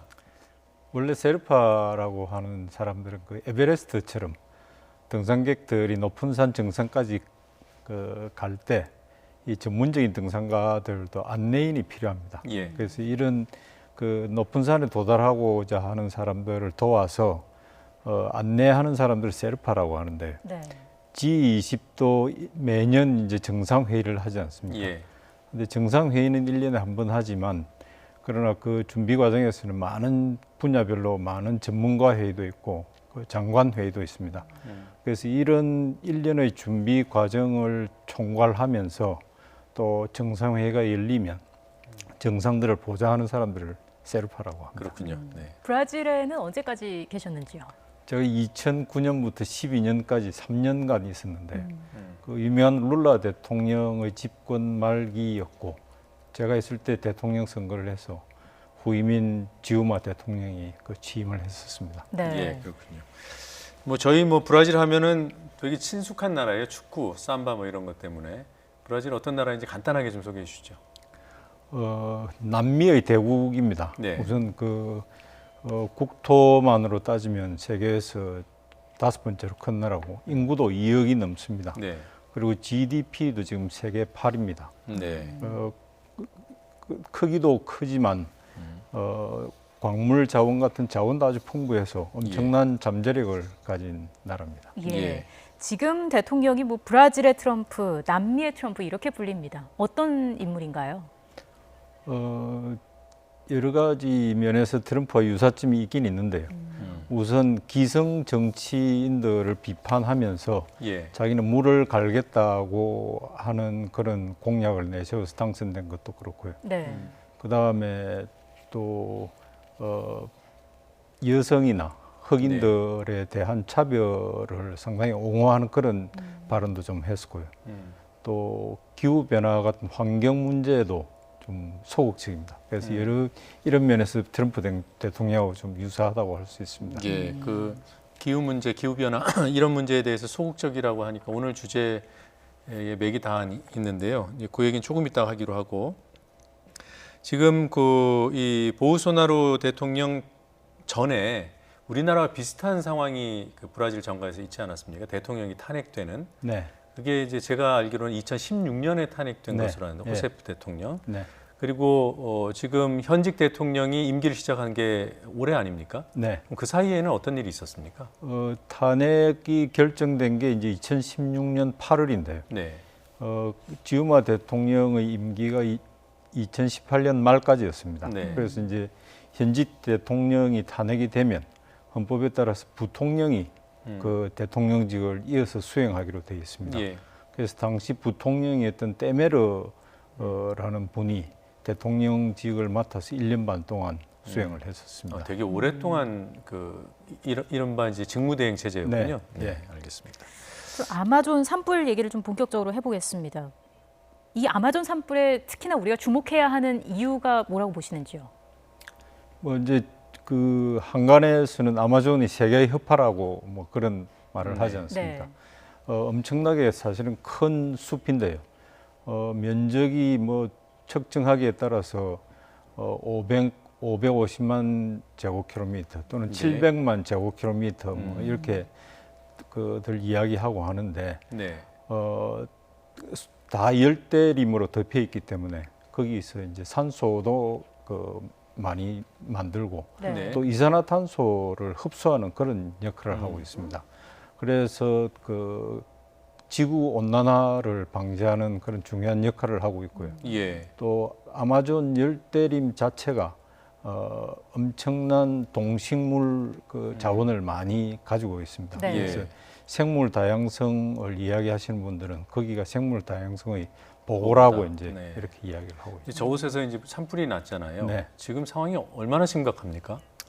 매년 산불이 나기는 합니다만은 올해는 작년보다 훨씬 산불 건수도 많고 피해 면적도 굉장히 크다고 그럽니다. 그래서 작년 같은 기간에 비해서 산불 건수만 해도 80% 이상이 증가됐고 아마존 산림의 피해 면적도 1분에 지금 큰 축구장의 1.5배 되는 크기의 산림이 지금 없어지고 있다고 하니까 뭐 굉장히 심각한 상황이겠죠. 네, 지금 뭐 위성 사진도 여러 차례 언론에 보도가 됐는데 위성 사진을 보면서 좀 여쭤보겠습니다. 지금 화면이 전체적으로 어두운데요.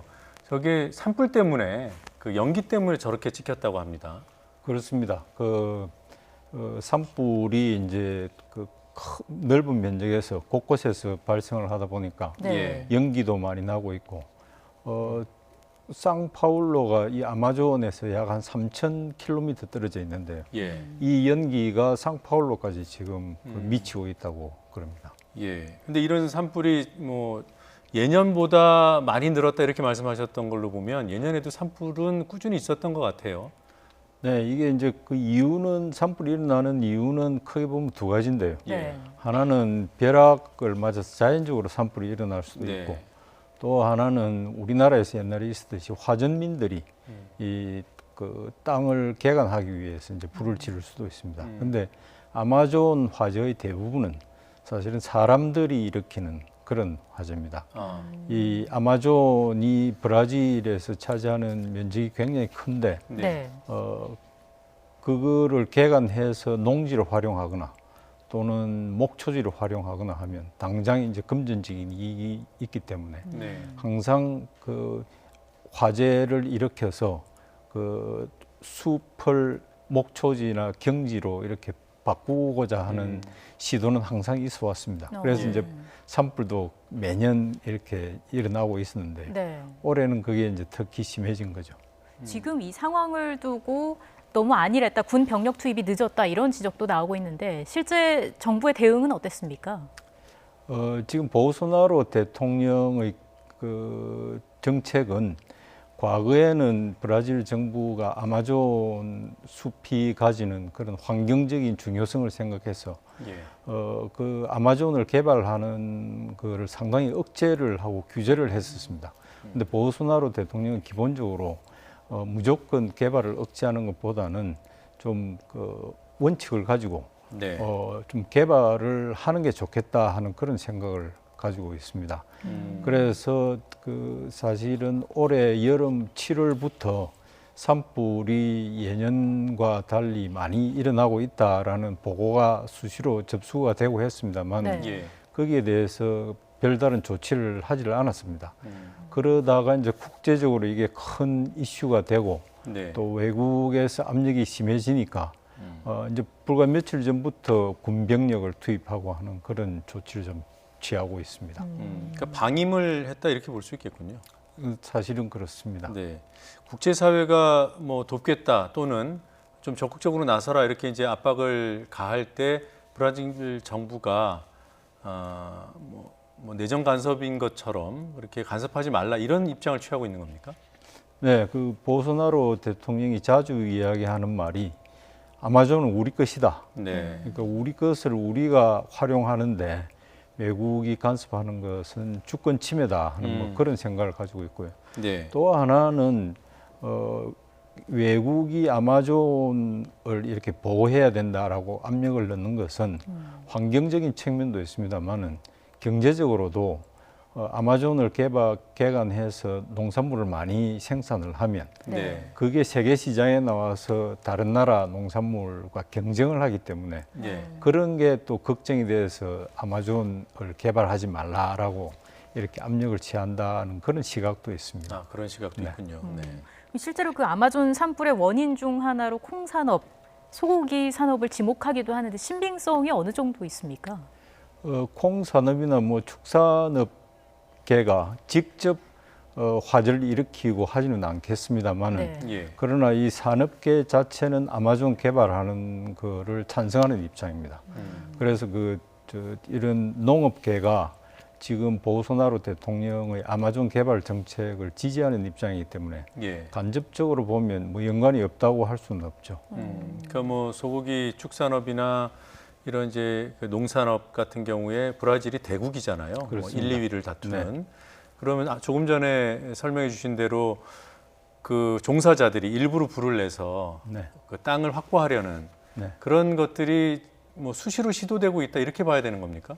그렇습니다. 그런데 이제 뭐 세계 시장에 진출하는 대기업들은 예. 이 자기들이 화재를 일으키고 할 때 그런 거가 발각이 되고 하면 여파가 있을 것을 잘 알고 있기 때문에 네. 직접 개입은 안 하겠죠. 네. 그러나 이제 소농들이나 또는 그 범죄 집단들이 이 화재를 일으키는 빈도는 상당히 많은 것 같습니다. 브라질 국민은 어느 쪽을 지지하나요? 브라질 국내적으로는 항상 이 개발과 보존 사이에서 찬반이 계속되어 왔었습니다. 그래서 그 80년대, 90년대는 아마존을 개발해야 된다고 해서 그 당시에 훼손을 많이 했고요. 네. 그러다가 2000년대 중반부터 한 10년 동안은 또 아마존을 보존해야 된다고 해서 상당히 강경한 보호 정책을 취해 왔었습니다. 예. 그러다가 2014년, 15년부터 이제 브라질 경제가 굉장히 나빠지면서 아마존을 좀 경제적으로 활용해야 되겠다 하는 생각이 지금 이제 그 득세를 하게 됐고, 거기에 따라서 요즘 같은 이제 화재도 점점 더 늘어나고 있는 거죠. 네, 지금 보소나로 대통령에 대한 지지도는 어떤가요? 대통령으로 당선됐을 때는 득표율이 55%를 넘었었습니다. 예. 근데 아직까지 뭐 이제 집권한 지 8개월밖에 안 됐습니다만은 워낙 지금 브라질이 당면하고 있는 과제가 연금 개혁이라든지 예. 또는 경제 회복이라든지 이렇게 단기적으로 달성하기 어려운 과제들이기 때문에 당선 직후보다는 지지율이 상당히 좀 낮아지고 있는 것 같습니다. 이 아마존에 대한 정책 방향 때문에 낮아지는 요소는 없나요?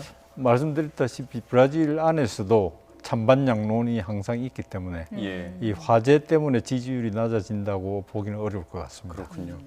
자, 조금 전에 그 말씀 중에 범죄 집단이 화재에 연루돼 있을 가능성 말씀하셨는데요. 그 구체적으로 어떤 가능성입니까? 이제 개간을 해서 그 땅을 활용을 하면 네. 단기적으로 이제 경제적인 가치가 올라가지 않습니까? 네. 그래서 이제 그 정부에서는 이 개간하는 거를 어쨌든 규정상으로는 상당히 규제를 하고 있는데 예. 그러나 지방 정부에서는 눈 감아주고 있는 경우가 많습니다. 뭐 부패에 의한 것이든 또는 그 능력이 없어서 그런 것이든 그래서 이제 그런 걸 활용해서 범죄 집단이나 또는 그 화전민 비슷한 그런 소농들이 이 불법적으로 화재를 일으키고 하는 거죠. 네, 이른바 이제 돈벌이 삼아서 불을 지르는 그런 그렇습니다. 개념이네요. 알겠습니다. 끝으로요, 브라질도 G20에 참석을 하나요? 그렇습니다. 네. 예. 만약에 다음 G20에서 브라질 대통령을 만나면 네. 우리 대통령이 좀 우리도 이 지구의 일원으로서 지구의 허파가 훼손되는 것에 대해서 문제의식을 가져야 되지 않습니까? 네. 그런 부분에 대해서 항의를 하거나 또는 지원을 하겠다고 제안하거나 이럴 입장은 없으십니까? 저희 국내에서 이제 그 전문가들이나 관계부처하고 충분히 협의를 해 나가야 되겠습니다만은 네. 우리가 가지고 있는 그런 사용 가능한 자원이라든지 네. 또 브라질하고 양자적인 관계를 충분히 고려해서 해야 되겠죠. 다만 말씀하셨던 것처럼 아마존의 환경적인 중요성은 우리가 공유하고 있는 가치이기 때문에 예. 일반적인 차원에서는 아마존 환경 보호에 대해서 우리가 지지를 계속 해나가야 될 것 같습니다. 예, 오늘 말씀 잘 들었습니다. 고맙습니다. 고맙습니다. 감사합니다.